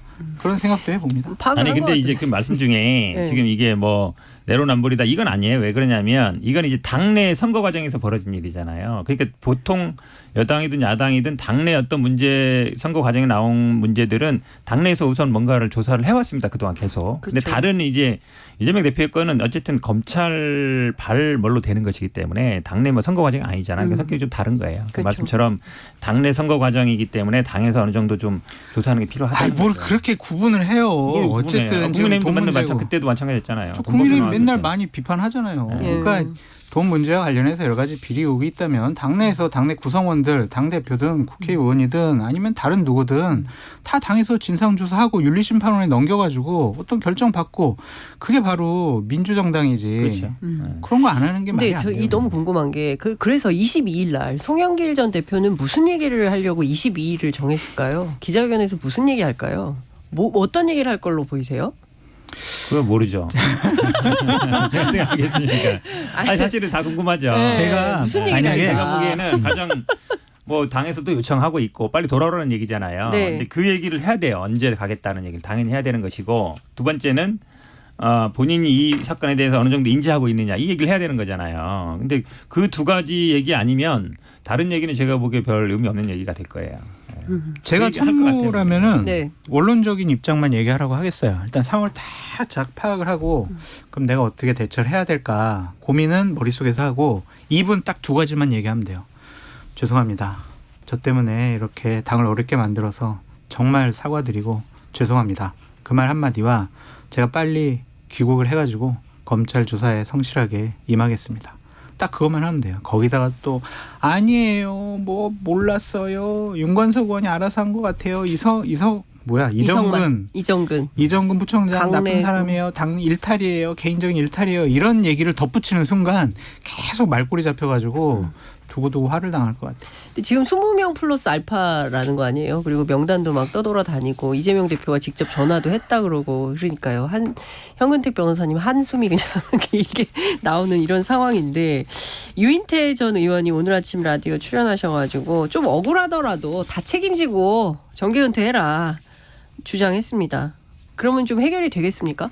정계 은퇴가 아니라 이미 정치하기는 힘든 상황이 되지 않았을까라는 생각이 들어요. 네. 그러니까 아직 뭐 비리 혐의가 대법원 판결로 입증되고 확정된 것은 아니지만 당 내에서도 송영길 비겁하다 무책임하다 어떻게 이럴 수가 있냐라는 성토의 분위기가 강하잖아요. 그러니까 그 당에 있는 동지들의 마음을 잃어버린 것 같아요. 좀 당당한 모습 아니면 책임지는 모습을 보여주지 않는 것에 대한 실망감을 동지들한테 보여준 거거든요. 그러면 정치하기 힘들죠. 그러니까 정계 은퇴라는 표현은 별로 의미가 없어 보이고 그러니까 빨리 귀국해가지고 본인이 책임지는 그런 모습 보여야 한다라고 말씀드립니다. 지금 당의 뭐 초선 의원, 뭐 더미래 등등 해서 뭐 또 김두관 의원도 그렇고 뭐 탈당해라, 출당시키자 뭐 별별 의견들이 나오는 것 같거든요. 현 변호사님 어떻게 생각하세요? 자, 곤란한데 물어보지 마세요. 그럼 장 부장님 얘기하세요. 아니 말할 게 못할 건 없죠. 아니 사실은 뭐 정치 쉽지 않죠. 이제는 그런 상황이 됐고 이게 송영길 대표 혼자의 문제가 아니잖아요. 지금은 이제 아마 오늘 언론사에 보니까 뭐 이제 명단도 막 이제 실명으로 나올 것 같은데 다 이제 뭐 그분들이 그렇다고 해서 다 본인들이 아니라고 하겠지만 어쨌든 수사는 피할 수 없는 상황이 됐잖아요. 그리고 이게 당 입장에서는 빨리 끝내면 좋은데 이게 사실은 계속 우리 장 소장님처럼 계속 이제 주제 잡는 것처럼 왜냐하면 명단 한 명 나오면 한 명 얘기하고 한 명 나오면 한 명 얘기하면 20번 할 거 아니에요. 우리 20주 동안 다뤄야 된단 말이에요. 얘기를. 그러니까 곤란 안 할 수가 없잖아요. 빨리 저도 송영길 대표 빨리 돌아와서 이거에 대해서 얘기하고 그다음에 어쨌든 뭐 최고 그 당시 어쨌든 당대표가 되고 본인 선거를 위해서 뛰었던 사람들이니까 책임자가 있는 게 맞죠. 외국에 있는 건 모양 자체가 안 좋고요. 빨리 돌아오셔야 된다. 저는 20일 날 기자회견에서 내일 가겠습니다. 그 마디만 한마디 하면 될 것 같아요. 그러니까요. 지금 보면 뭐 어쨌든 그 송영길 전 대표의 어떤 상징성, 정치적 상징성이 586 아닙니까? 그렇죠. 그러니까 586이 어떤 상징적인 정치인이고 586이 80년대에 보여줬던 학생운동으로 보여줬던 시대정신 이런 게 있잖아요. 그런 걸 보면 민주당 내부 지지자들도 굉장히 좀 부글부글할 것 같은데 그런 흐름도 그렇죠. 있습니까? 그러니까 당원들이나 뭐 지지자들이나. 아니 물론 뭐 586 퇴진론이야 뭐 선거 때마다 나온 얘기지만 사실 뭐 인위적으로 잘 안 됐어요. 안 됐고 지금도 뭐 중진들이 그런 일이 있지만 그러니까 이제 우리 청년이 이런 데서는 3선 이상 초과 타지역 동일 지역 3선 초과 금지해라라고 얘기하는데 본격적으로 논의는 안 되는 것 같아요. 이게 왜냐하면 사실은 뭐 인위적으로 안 된다 이런 얘기도 있는데 저는 뭐 항상 얘기하는데 그러니까 386 선배들이 민주화한 거 맞죠. 근데 어느 순간 또 돈봉투 돌리는 사람이 돼 있으면 이게 30년 됐거든요. 여러분들이 정치에 들어온 지. 그럼 좀 그만할 때 됐다. 그리고 국민들 보기에도 아니 그렇게 독재 타도 외치던 사람들이 뒤로는 다 이제 돈봉투 돌리고 있었다면 누가 뭐 할 말이 없잖아요. 이제. 자연스럽게 물갈이 될 것 같아요. 왜냐하면 오상호 의원도 이제 불출마 선언을 이미 했기 때문에 586 퇴진론이 민주당 개혁 공천에 큰 화두가 되지 않을까라는 생각이 듭니다. 그래서 이 상황을 잘 수습만 하면 이재명 당 대표로서는 당의 새로운 인재를 영입을 하고 또한 개혁 공천할 수 있는 중요한 명분의 계기가 될 것 같아요. 그러니까 당에서 그냥 이렇게 뭉개는 듯한 인상을 주시면 안 돼요. 그러니까 국민들이 생각하기에 더 충격적인 그러한 조치를 취해야 국민들이 야 민주당도 자기 정화 기능이 있구나. 그렇게 생각을 하지 지금처럼 그냥 입을 꼭 다물고 윤석열 정권 나빠요 이것만 외쳐서는 민주당이 대한정당으로서 인정받긴 어렵다. 충격적인 조처를 민주당이 어떤 걸 하면 좋겠어요? 그거는 네. 저한테 이제 의뢰를 하시면 컨설팅으로 정식적인 계약을 하셔야 제가 돈 받고 예. 제가 밥은 사드릴게요. 돈봉투. 돈봉투? 돈봉투 주세요. 제가 무슨 당대표도 아니고 돈봉투 주세요. 돈봉투. 아 그렇구나. 근데 지금 명단이 주로 보면은 도는 걸 보면은 수도권 호남이더라고요. 네, 그럼 수도권 결국에는 민주당 선거 전략에서 수도권 호남이거든요. 그렇죠. 이게 굉장히 어려워질 수 있는 거 아닙니까? 당에서 그런 전략 단위에서 고민도 좀 하나요? 오늘 한숨만 사실은 쉬고 이제 민주연구원 회의 하다 왔는데 뭐 다른 얘기 다 해도 사실은 이 돈봉투 얘기 나오면 다들 할 말이 없어요. 네, 할 말이 오늘 없는데. 회의했어요 아침에. 아유 이게 한 달에 한 번씩 이제 네, 부원장들이 회의하는데 네. 거기에 뭐 전략 고민도 하고 앞으로 총선 대비 다 얘기하다가 나중에 이제 돈봉투 나오면 할 말 없죠 다들. 왜냐하면 이게 지금 뭐 정성호 의원이나 장경태 의원도 아이 뭐 관습이고 뭐 다 검압이고 뭐 이런 얘기하면 그런 얘기를 왜 했을까요? 그러니까요. 사실은 이게 어찌 보면 정치 현실과 국민들의 인식 이게 완전 차이인데 사실은 정치라는 게 그런 부분이 있어요. 그러니까 사실 돈이 들어가거든요. 그게 다 보면은 뭐 밥값, 차비 뭐 이런 게 들어가는 건데 그건 또 법으로 금지돼 있잖아요. 못하게 돼 있는 부분이라서 또 어쨌든 법을 만드는 분들이기 때문에 법은 네. 지켜야 되죠. 당연히 지켜야 되는 거라서 이게 뭐 입이 열 개라도 할 말 없습니다. 장경태 의원 같으면 50만 원 뭐 그거 막 이런 식으로 얘기를 했는데 일반 국민이 만약 10,000원짜리를 예를 들면 어떤 출마자들에게 뭐 향응을 접대를 받잖아요. 10,000원. 그럼 선관위에서는 3,000만 원 이하에서 과태료를 10배에서 50배까지 부과할 수가 있거든요. 그러니까 일반 국민은 10,000원짜리 얻어먹고 50만 원을 과태료 낼 수가 있어요. 그만큼 이렇게 중대한 범죄 행위인데 그렇게 가볍게 인식했다는 것 자체가 전 좀 민주당의 젊은 개혁적인 정치인으로 인식이 되고 있는 장경태 의원에게는 좀 실망스럽다라고 말씀드립니다. 근데 제가 이제 앞서 호남 수도권 말씀드렸는데 지금 호남이 뭐 이따가 우리 국민의힘 얘기도 하겠지만 호남 민심이 흉흉하다. 박지원 전 원장이 SNS에 글을 올려서 이거 민주당 큰일 났다. 이런 걱정을 하고 있거든요. 그러니까 실제 당 내부에서 호남 민심이 흔들리고 이 돈봉투 의혹 사건으로 지지율이 추락하고 뭐 이런 가능성이나 이런 흐름도 좀 보입니까? 아니 뭐 당연하죠. 왜냐하면 지금 윤석열 정부가 굉장히 잘하고 있어서 민주당이 반사 이익을 받고 있었는데 네. 그 상황에 딱 터진 사건인데 또 이거 자체에서 빨리 이제 수습을 못 하고 있으니까 당연히 이제 욕 먹는 상황인데 뭐 방법이 뭐 계속씩 같은 얘기인데 빨리 해결하고 일단 조사하고 빨리 그런 방법밖에 없어요. 이게 왜냐하면 뭐 이게 가만히 있다고 해서 검찰 이미 다 뭐 이정근 사무총장이 검찰에 협조하고 있다는 얘기 나오고 있고 녹취록 다 갖고 있고 언론사에서 뭐 하나씩 나오잖아요. 우리 뭐 민주당에서 반박하면 또 그게 반박하는 녹취록 나오고 이런 상황이 끊임없이 될 거거든요. 네. 녹취가 3만 개라 그러면 그 하루에 100개씩만 들어도 몇 년 가는 거니까. 네. 그래서 이거는 제가 보기에는 뭐 민주당 입장에서는 어떻게 뭐 할 방법이 없어요. 빨리 정리하는 수밖에 없어요. 그러니까 이제 뻔히 민주당의 앞으로의 해결 방안은 눈에 보이거든요. 이제 이재명 당대표 혼자 사과하는 발언을 했지만 보세요. 이제 앞으로 최고위원들 다 이제 일어나가지고 다 함께 사과해요. 그런 다음에 그것도 국민들이 못 받아들이면 의원들 전체 다 무릎 꿇고 또 사과해요. 그래도 못 받아들이면은 당명 바꾸고 당의 얼굴 바꾸고 그런 수순으로 가요. 옛날에 국민의힘이 그랬잖아요. 옛날에 그랬어요. 한나라당에서 새누리당으로 바꾸고. 네. 박근혜 비대위원장 세우고. 그러니까 이게 감춰진다고 감춰지지 않고 네. 뭉갠다고 뭉개지지도 않고 우리가 진상조사하지 않는다고 진상이 안 밝혀질 것도 아니거든요. 네. 그럼 선제적으로 죄송합니다. 잘못했습니다. 저희들이 조사해보니까 이러이러한 의원이 있습니다. 이거 출당 조치 취하겠습니다. 이렇게 먼저 선제적으로 조치하시라. 제발 부탁드립니다. 이재명 대표한테 전화 좀 하세요. 장 소장님이. 현 부원장님이 전달해 주세요. 예. 원내대표 다음 주잖아요. 네네. 원내대표 선거 4월 28일인데 이거 돈봉투 의혹 이거 좀 영향을 미치겠죠. 어떻게 보세요? 그것도 어려운 문제. 이거 네. 어려운 질문 하세요. 여기 써 있어요. 여기 작가님 써주셨어요. 왜냐하면 결국은 그 이제 돈봉투에 이름 언급되는 분들은 본인의 이제 공천이라든지 이게 아마 당장 문제가 될 거 아니에요. 네. 그러면 지난번에도 아마 국민의힘에서도 현역 의원들 공천 걱정 마십시오. 그걸로 된 거잖아요. 그러면 이제 미칠 수 있죠 영향이. 근데 이게 뭐 원내대표 선거라는 게 뭐 결과는 뭐 누구도 모르는 얘기잖아요. 근데 어느 정도 뭐 가다가 거의 잡힌 것 같아요. 좀 유력하신 분들이 되겠죠. 그렇군요. 지금 요거는 꼭 여쭤보고 싶어가지고 국민의힘 이철규 사무총장이 그 인천 미추홀 전세 사기 거기에 민주당 정치인이 관여돼 있다. 그거는 정상철 소장님 아실 것 같아요. 그러니까요. 모르겠는데요? 누구예요? 이게 특별수사 요청한다고 하는데 뭐 좀 잡히는 건 없습니까? 정보. 제가 취재해가지고 네, 취재해가지고 말씀드리겠습니다. 네, 다음 주에 꼭 알려주세요. 네. 자, 국민의힘 얘기 좀 해보겠습니다. 태영호 최고위원. 네. 그 오늘 그 최고위원회 안 나왔어요. 네. 지금 뭐 4.3 얘기했죠. 또 뭐 일본 네. 그 외교청서 독도는 네. 일본 고유 영토 뭐 이거 찬성하는 듯한 발언에서 문제가 됐죠. 김구 선생님 또 뭐 김일성 대남 통일전선 전략에 이용당했다. 뭐 별별 얘기를 다 하고 있습니다. 이분 어떻게 좀 국민의힘이 이렇게 안 나오면 되나요? 본인이 스스로 네.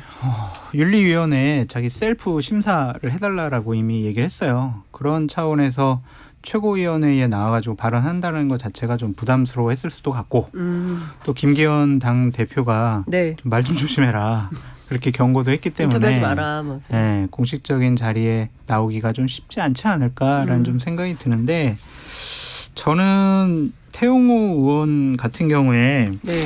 그냥 일반인이 아니잖아요. 북한에서 자유 대한민국을 찾아서 온 귀순하신 분이고 또한 북한에서도 중요한 일을 하셨고 여기서도 집권여당 최고위원이란 말이에요. 지도부죠. 그 자리에 무게감을 좀 느끼시면서 말을 좀 조심스럽게 하는 것이 옳다라고 말씀드립니다. 뭐 징계해야 된다 이런 얘기도 있잖아요. 그렇죠. 당연히 징계해야 되는데 사실은 저도 뭐 4.3 유가지기도 하고 이러다 보니까 제주도에서는 사실은 이번 주 월요일 날 70여 개 단체 4.3 관련 단체들이 내일까지 사과해라. 안 하면 법적 조치한다. 아 정말요? 네. 네. 저도 그거에 좀 이제 관여를 하고 있습니다만 한다 그러면 아마 태영호 의원이 모든 재산을 걸어야 될 만큼 큰 금액의 손해배상 청구 소송이 제기될 수도 있다라고 지금 내일까지입니다. 네. 그래서 지금 김재원 최고위원 같은 경우에는 이제 뭐 사과라든지 이런 의사를 밝혔고, 근데 태영호 의원은 이에 대해서 지금 4.3이 김일성의 지시로 촉발됐다는 부분에 대해서 나는 북한에서 그렇게 배웠다. 그리고 뭐 유튜브 봐봐라 나온다. 이렇게 얘기하고 있잖아요. 그래서 그걸로는 해결이 안 될 것이다라는 게 지금 뭐 관련 단체들의 요구 사항이고요. 내일까지입니다. 일단 내일까지고. 저는 당에서 당연히 조치를 취해야 된다고 봅니다. 왜냐하면 김재원 최고는 지금 징계한다 이런 얘기 나오는데 태영호 의원에 대해서는 당에서 별 얘기는 없어요. 보면은 본인이 셀프 징계하겠다 그러는데 국민의힘이 그래도 지금 약간 뭐 좀 뭔가 달라졌다 그러면 김재원 최고나 태영호 최고위원을 달리 취급할 이유가 없거든요. 근데 달리 취급하고 있어요. 지금까지도. 왜 그럴까요? 그러니까요. 제가 보기에는 그게 정체성과 아니면은 여기에 좀 돼 있는 것 같아요. 왜 그러냐면 김재원 최고 같은 경우는 원외이기도 하지만 말이 제가 보기에는 태영호 최고위원 말이 더 심하거든요. 그럼 제가 만약에 당에 있다 그러면 태영호 의원을 징계로 하고 김재원 최고로 뭐 징계할지 아니면 경고할지 생각해 볼 것 같은데 저는 오히려 좀 반대로 가는 것 같아요. 그게 아마 지금 국민의힘의 기본적인 사상적 이념적인 정체성 아닌가 이렇게 보고 있습니다. 김재원 최고에 대해서는 대통령실이 징계하라고 그랬고 태용호 의원한테는 징계하라는 대통령실에서 왜 태용호 의원은 징계하라는 말을 안 하냐고요. 그럼 왜 저한테 물어봐요? 잣대가 이중잣대잖아요. 이중잣대 그 말에 일리가 최고는 있어요. 윤석열 대통령한테 불충한 거고 태용호 의원은 불충 안 한 거예요. 그 말 일리가 있는 것 같아요. 근데 그 윤리위원회 출범시켜가지고 곧 징계눈이 착수하겠다라고 했는데 갑자기 연기가 됐어요. 왜 그러는 걸까요? 아니 구성을 좀 더 해야 될 것 같다라는 얘기가 있고 또 윤리위원 중에서 또 뭐 다른 분을 해야 되는 거 아니냐라는 얘기도 있고 또한 징계 절차가 시작이 되면은 또 다른 정치적인 파장이 있기 때문에 좀 조심스럽게 접근하려고 하는 것 같은데 이것도 마찬가지예요. 잘못한 거 그냥 빨리빨리 조치하면 되지 뭐 이렇게 눈치를 보고 그래요. 네. 제발 눈치 볼 거는 정치인들은 국민의 눈치만 봐라. 권력자들이나 뭐 자기의 미래, 안위 이런 거에 너무 연연하지 않았으면 좋겠다라는 생각이 듭니다. 그러니까요. 여야 정당 좀 살펴봤고 지금 정부로 좀 가야 될 것 같은데요. 윤석열 대통령 로이터 통신 인터뷰했잖아요. 네. 그 우크라이나에 대한 무기 지원 가능성을 열어가지고 네. 지난 간밤에 러시아하고 우리 정부하고 계속 말폭탄을 주고받은 것 같습니다. 이거 이제 사실상 그 전쟁 개입이다. 이제 러시아에서는 이런 입장이 나왔어요. 러시아 대통령실에서. 그랬더니 거기에 대해서 우리는 노코멘트 이런 입장. 다시 인터뷰 다시 봐라. 똑바로 봐라. 뭐 이런 주장을 했습니다. 이 한러 관계가 상당히 심각해질 것 같아요. 이거 괜찮은 겁니까? 그 우려하던 게 현실이 된 거죠. 다들 저도 방송 나와서 아니 이러다가 러시아 가만히 있겠냐라고 했었잖아요. 네. 지금 뭐 조건은 걸었습니다만 뭐 법 위반, 뭐 대량살상 민간인. 근데 그 조건이 어찌 보면 지금 벌어지고 있는 일이에요. 그러니까 지원하겠다는 얘기는 똑같아요. 조건부가 아니라. 그러니까요. 그러니까 네. 지금 외신들이 그런 얘기합니다. 아니 이미 대량살상 뭐 그렇죠. 이런 문제, 민간인 학살 있고 뭐 성범죄, 뭐 전쟁 범죄 지금 다 나온 얘기인데 그러면 지금 도대체 몇 명이 기준이냐 한국 정부는 뭐 이런 얘기도 나오고 막 이런. 그러니까 그 조건이라는 게 현재 이루어지지 않은 거를 보통 조건이라 하잖아요. 그렇습니다. 근데 이미 다 발생해버린 건 조건이 될 수가 없어요. 예. 그러니까 지원한다는 얘기로 다 들리는 거예요. 러시아도 그렇게 들었고 서방 언론도 그렇게 듣고. 그러면 지금 우리나라가 기본적으로 일본, 중국, 일본이나 미국과만 사는 나라가 아니잖아요. 경제는 중국에 좀 의존하고 있고 그다음에 북한과의 관계 때문에 러시아도 항상 중요한 문제에 돼 있는데 당장 러시아가 그럼 우리 북한에 뭐 무기 지원하면 어떡할 거예요? 물론 지금 지원할 여력은 없어요. 본인도. 근데 핵무기라든지 아니면 예를 들어서 뭐 동해 선상에서 동해에서 뭐 훈련이라든지 이런 거 할 수는 있잖아요. 러시아가 호시탐탐 어쨌든 이 남쪽으로 진출하려고 극동까지 내려온 건데. 근데 저는 윤석열 대통령 참 이해가 안 가는 게 아무리 이 외교라든지 이걸 잘 모른다 해도 이렇게 다 갈등을 만들어서 과연 어떻게 수습을 하려는 것인지. 러시아가 지금은 여력이 없습니다만 우크라이나 전쟁 끝나고 나면 언제든지 지금 뭐 북한과의 관계라든지 아니면 이 뭐 북핵 문제라든지 관여할 수 있는 힘이 있는 기본적으로 다 알았잖아요. 그럼 그때 가서는 어떻게 하려는지 참 걱정돼요. 대통령실은 방금 전에 해명을 했는데 대통령의 말씀은 상식적이고 원론적인 대답이다. 러시아 당국이 일어나지 않은 일에 대해서 코멘트하게 되는데 우리가 앞으로 어떻게 할지에 대해서는 향후 러시아에게 달려있다. 라고 거꾸로 생각할 수 있다. 라고 대통령실 고위 관계자가 말했습니다. 맞짱 뜨겠다는 거예요, 러시아랑. 맞짱. 지금 이미 폭탄이 뭐 실려서 지금 가고 있다라고는 뉴스도 나오는 판인데 그럼 뭐 사실은 굳이 가기 전에 지난번에는 뭐 일본 언론사 하던 이번엔 또 이제 로이터랑 하는데 굳이 왜 방미도 하기 전에 이런 인터뷰를 먼저 해가지고 왜 논란을 키우는지는 이해가 잘 안 가요. 차라리 그냥 거기 가서 미국이 요구했으니까 미국에서 만약에 뭐 어떻게 하기로 했다 발표하면 한국이 그냥 미국 대통령이 세게 하고 또 한국도 뭐 배터리나 뭐 반도체 때문에 그렇게 했나 보다라고 하면 러시아도 뭐 한국이 미국이 요구니까 어쩔 수 없이 응했나 보다 이렇게 가면 되잖아요. 네. 그러면 우리도 좀 면피하는데 가기도 전에 미리 우리 그냥 줄 거예요. 뭐 이래버리면 봐라. 이거 그냥 자기들이 그냥 알아서 주네. 그러면 당연히 우리나라가 타깃이 되잖아요.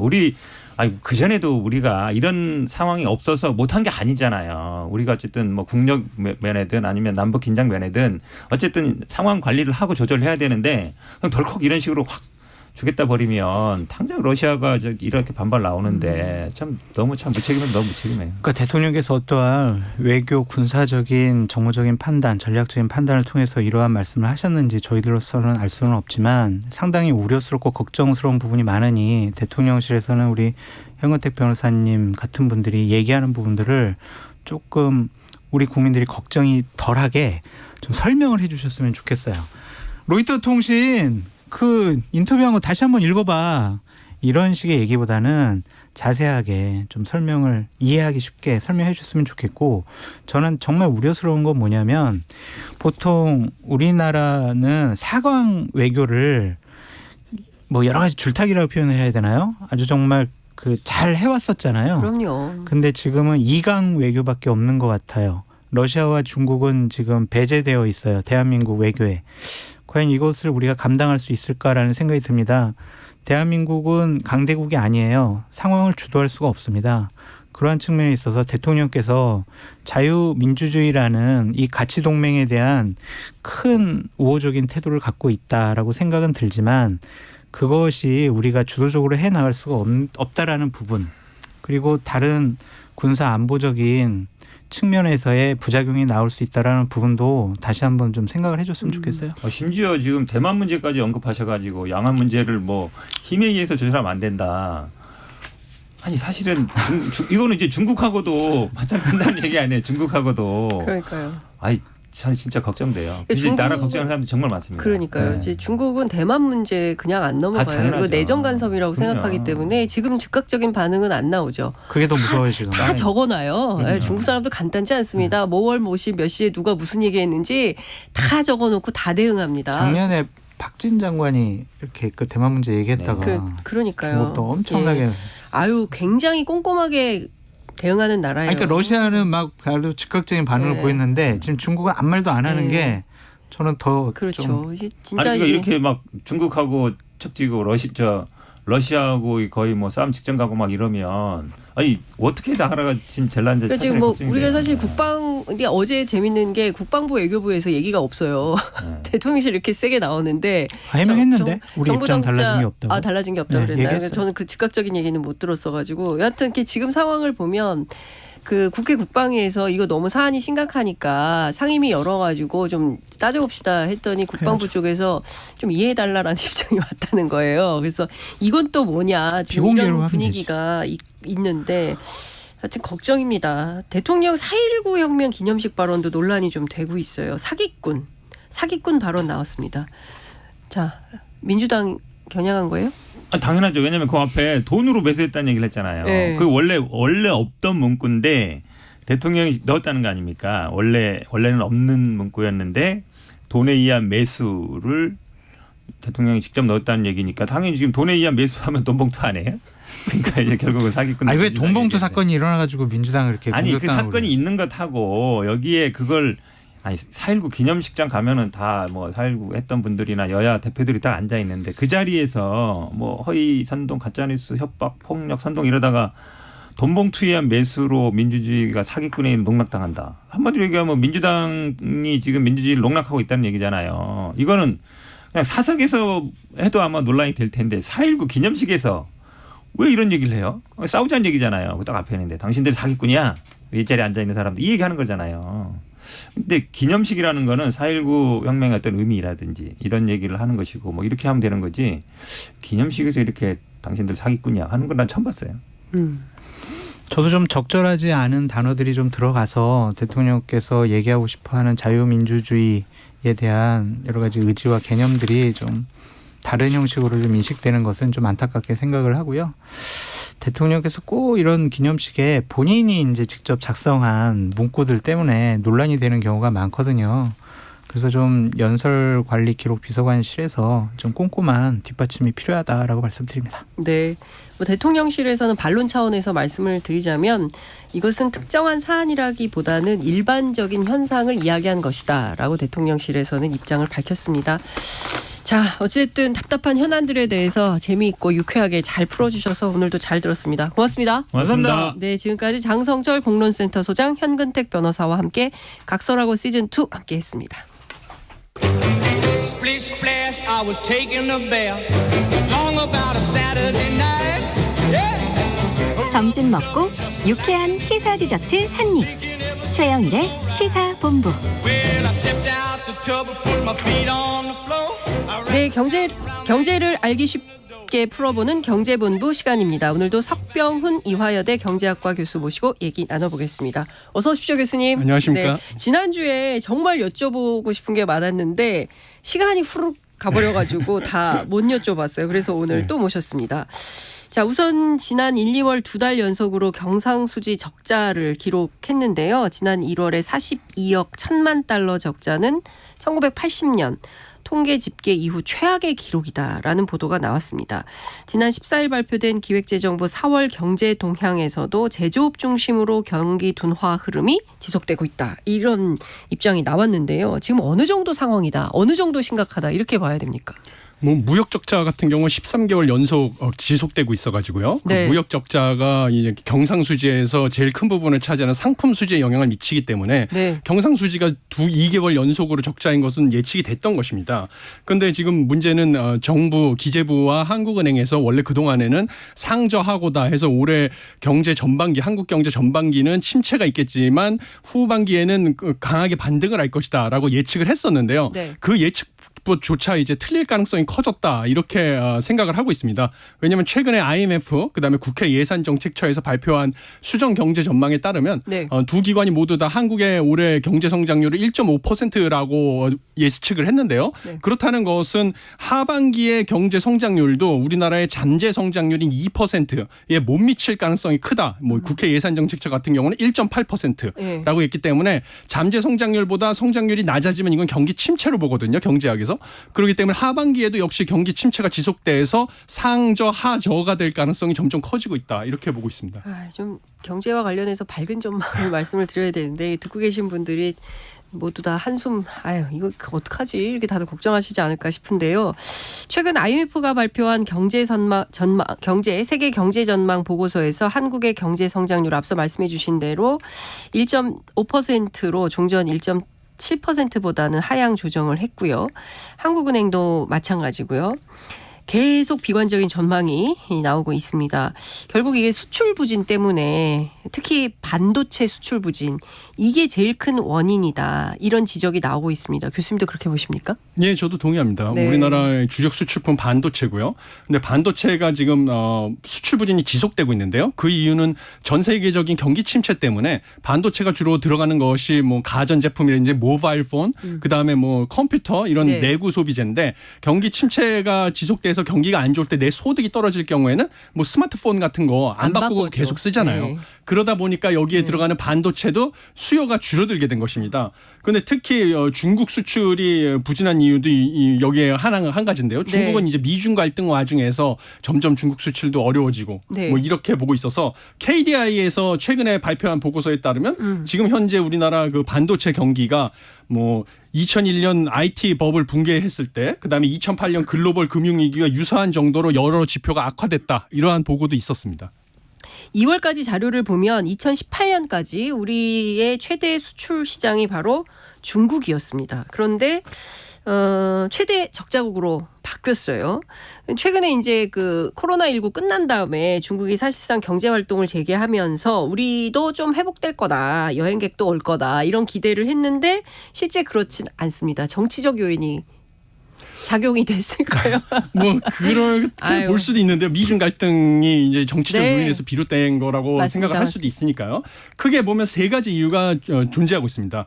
첫 번째는 지금 중국이 경기가 빠르게 회복하고 있지만요. 그게 제조업 부분이 아니라 내수 중심, 수입에 의존하는 제조업이 아니라 내수 중심으로 회복이 되고 있다는 중국 점입니다. 사회 내부에서. 그렇죠. 예. 코로나 확산이 진정되면서 대면 접촉이 늘어나니까 뭐 음식, 숙박 등 대면 서비스 중심으로 소비가 회복되고 있기 때문이고요. 첫 번째가. 네. 그러니까 거기서는 뭐 우리나라 제품을 수입할 일이 거의 없죠. 그렇죠. 두 번째 이유는 뭐냐면 중국에서 그동안에 생산해 놨던 제조업 재고품, 그러니까 휴대전화라든지 뭐 자동차, IT 제품들 재고품이 창고에 아직 쌓여 있기 때문에 그게 일단 다 소진이 돼야 그다음부터 새로운 걸 제조하기 위해서 우리나라의 반도체라든지 중간재를 수입을 하기 시작할 것입니다. 그래서 아직 재고가 너무 많이 남아 있다. 마지막은 중국이 이제 미중 갈등 와중에서 자급률이 점점 상승하고 있습니다. 자기네들 제품을 자급을 해야지 미중 갈등 때문에 중국도 뭐 한국이나 이런 데서 수입을 하는 게 어려워질 수도 있다. 이런 위기의식을 느껴가지고요. 대부분의 제품을 국내에서 생산한 거를 사용하자는 뭐 애국 소비 운동 뭐 이런 것까지 벌어지고 있는 상황이다 보니까 네. 중국 수출이 점점 어려워지고 있습니다. 실제로 이제 그런 흐름이 있더라고요. 자동차만 하더라도 옛날에는 한국 차 굉장히 좋아하고 북경 같은 경우에는 현대자동차가 택시거든요. 예. 엘란트라. 그렇죠. 좀 달라요 모델은. 예, 예. 그렇게 이제 뭐 쓰고 했는데 이제는 자기네들도 자체 뭐 전기차 중국 거 좋아 뭐 이런 얘기를 해요. 네, 그렇죠. 그러면서 이제 웬만하면 자기네 나라 거를 쓰자. 그런 애국 소비가 정말 많이 예. 있습니다. 진짜 특별한 거 아니면 안 그러더라고요. 특히 뭐 우리나라 거 보니까 주로 뭐 그 코로나 때 제가 그때 북경에 있었는데 보니까 뭐 우유, 뭐 치즈, 아이들 기저귀 뭐 이런 것들은 굉장히 소비를 많이 하는데 그 밖에 것들은 또 아니더라고요. 웬만하면 우리 거 쓰자. 앞으로 대중국 무역 우리 어떻게 될까요? 대중국 무역이 참 네. 점점 어려워질 것 같습니다. 일단은 현재는 우리나라도 그랬듯이 대면 접촉이 해제가 되면 대면 접촉이 풀리게 되면 코로나19 확산세가 진정이 돼서 일단은 대면 서비스 위주로 소비 지출이 늘어납니다. 그렇기 때문에 우리나라 제품의 수출길은 당분간 어려울 것이다. 중국 쪽으로 이렇게 네. 예상을 하고요. 하반기나 돼야지만 그동안에 쌓아놨던 전자제품 재고, 내구 소비재 재고들이 다 소진이 돼서 네. 새로운 제품을 만들기 시작을 하게 되기 때문에 하반기부터나 우리나라 반도체라든지 뭐 이런 중간재 수출이 늘어날 것으로 예측이 됩니다. 하지만 여전히 미중 갈등 와중에서 중국도 자국의 제품으로 중간재를 대체하는 식으로 산업 구조를 조정하고 있고요. 그다음에 소비자들도 아까 말씀드린 애국 소비 때문에 예를 들면 화장품 같은 거 우리나라에서 많이 수입을 했는데 맞아요. 지금 마스크 안 써도 돼서 화장품 수요는 엄청 늘었는데 아모레 같은 게 중국 수출이 늘어나지가 않고 있어요. 자국 화장품을 쓰기 시작한 거죠. 네. 뭐 그런 것 때문에 중국으로 수출이 회복이 돼도 과거처럼 중국의 무역 흑자가 크지는 않을 것이다. 이렇게 예측을 하고 있습니다. 근데 거기다 또 사실은 문화 콘텐츠 같은 것들도 이게 좀 뚫려야 되거든요. 그렇죠. 한국의 엔터 뭐 다 이제 그 불법으로 보고 있어요. 예, 저도 못 봤는데 중국 사람이 얘기합니다. 예. 오징어 게임 재밌더라. 그런 얘기를 막 하는 거예요. 예. 이 사람들이 어떻게 봤지? 근데 참 다양한 분야가 우리가 그 경제 교류하면서 얽혀 있는데 이게 정치적인 문제 때문에 이게 뚫리지가 않아서 정말 걱정이다라는 생각이 좀 드는데 미국이요. 우리나라 수출 1위국이 될 거다. 이런 전망이 나오고 있습니다. 있나요? 그 자동차, 2차 전지 뭐 이런 친환경차 관련 수출이 큰 역할을 했다는 건데요. 근데 지금 보면 그 미국 재무부가 인플레이션 감축법 세부 지침에 따라서 보조금 받을 수 있는 차종 발표했는데 우리는 없잖아요. 네.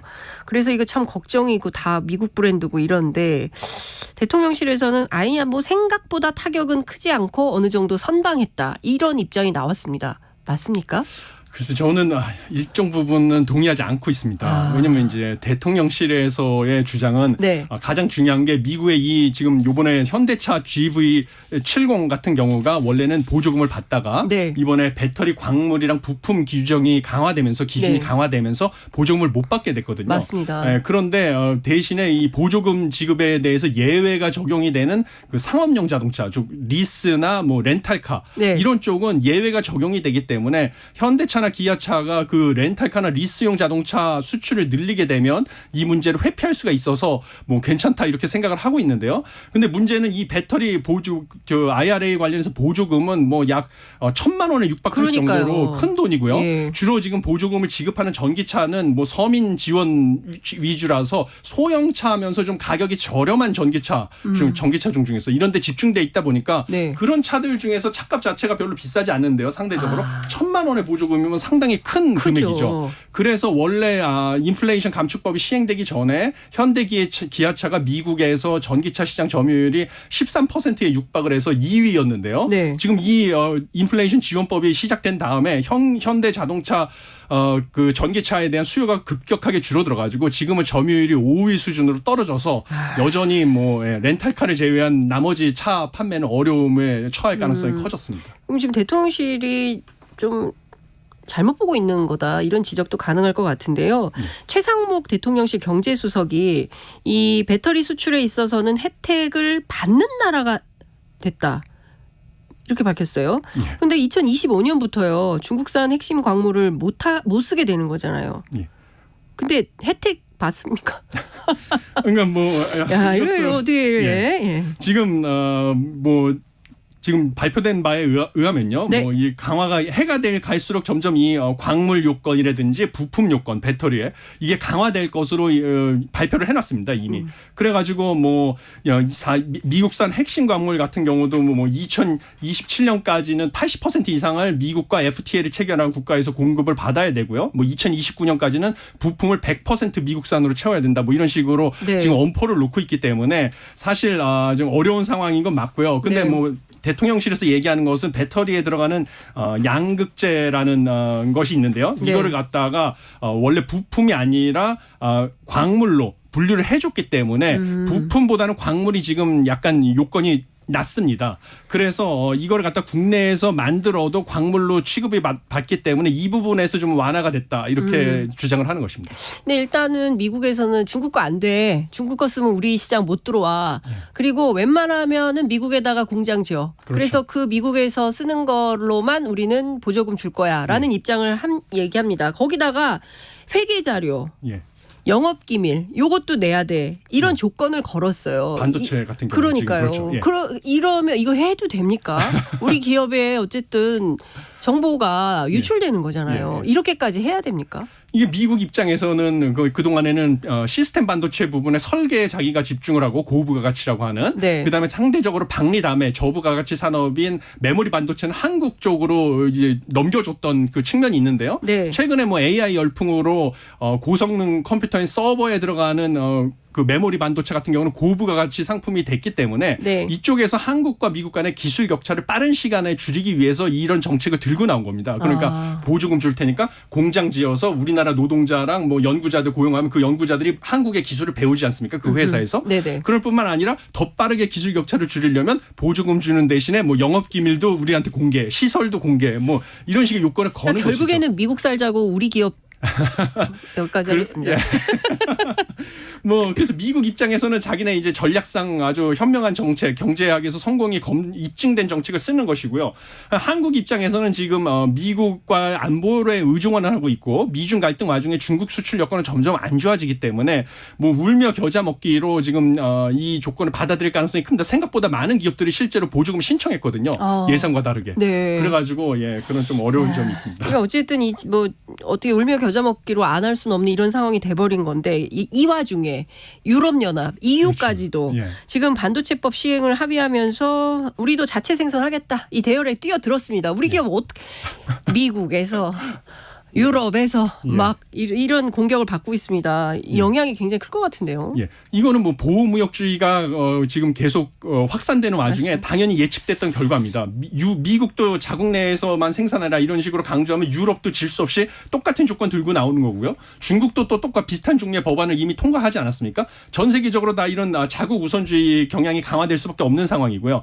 그렇지만 유럽 같은 경우는 지금 시스템 반도체 분야에 집중을 하고 있어서 이번에 지원하는 것이 시스템 반도체 위탁 생산인 파운드리 쪽으로 좀 집중이 될 것으로 보여서요. 당분간은 우리나라 주력은 메모리 반도체, 물론 삼성도 파운드리 시스템 반도체 위탁 생산에서 세계 2위 수준의 점유율을 차지하고 있지만요.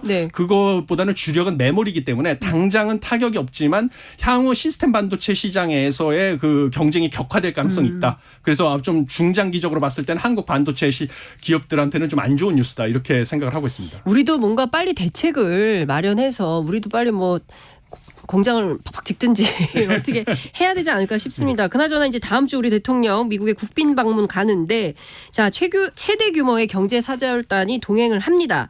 자 한미 정상회담에서 우리 경제 분야 어떤 과제가 있습니까? 뭐 지금 내놓기로는 이제 첨단 산업 관련해서 공급망 협력을 강화하는 게 최대 목표다 이러는데요. 제가 보기에는 반드시 해결해야 될 가장 중요한 부분은 지금 반도체 장비, 미국산 반도체 장비를 갖다가 올해 10월부터는 중국 내로 반입을 못하게 돼 있습니다. 네. 그거에 대해서 유예를 받아내는 게 제일 중요하거든요.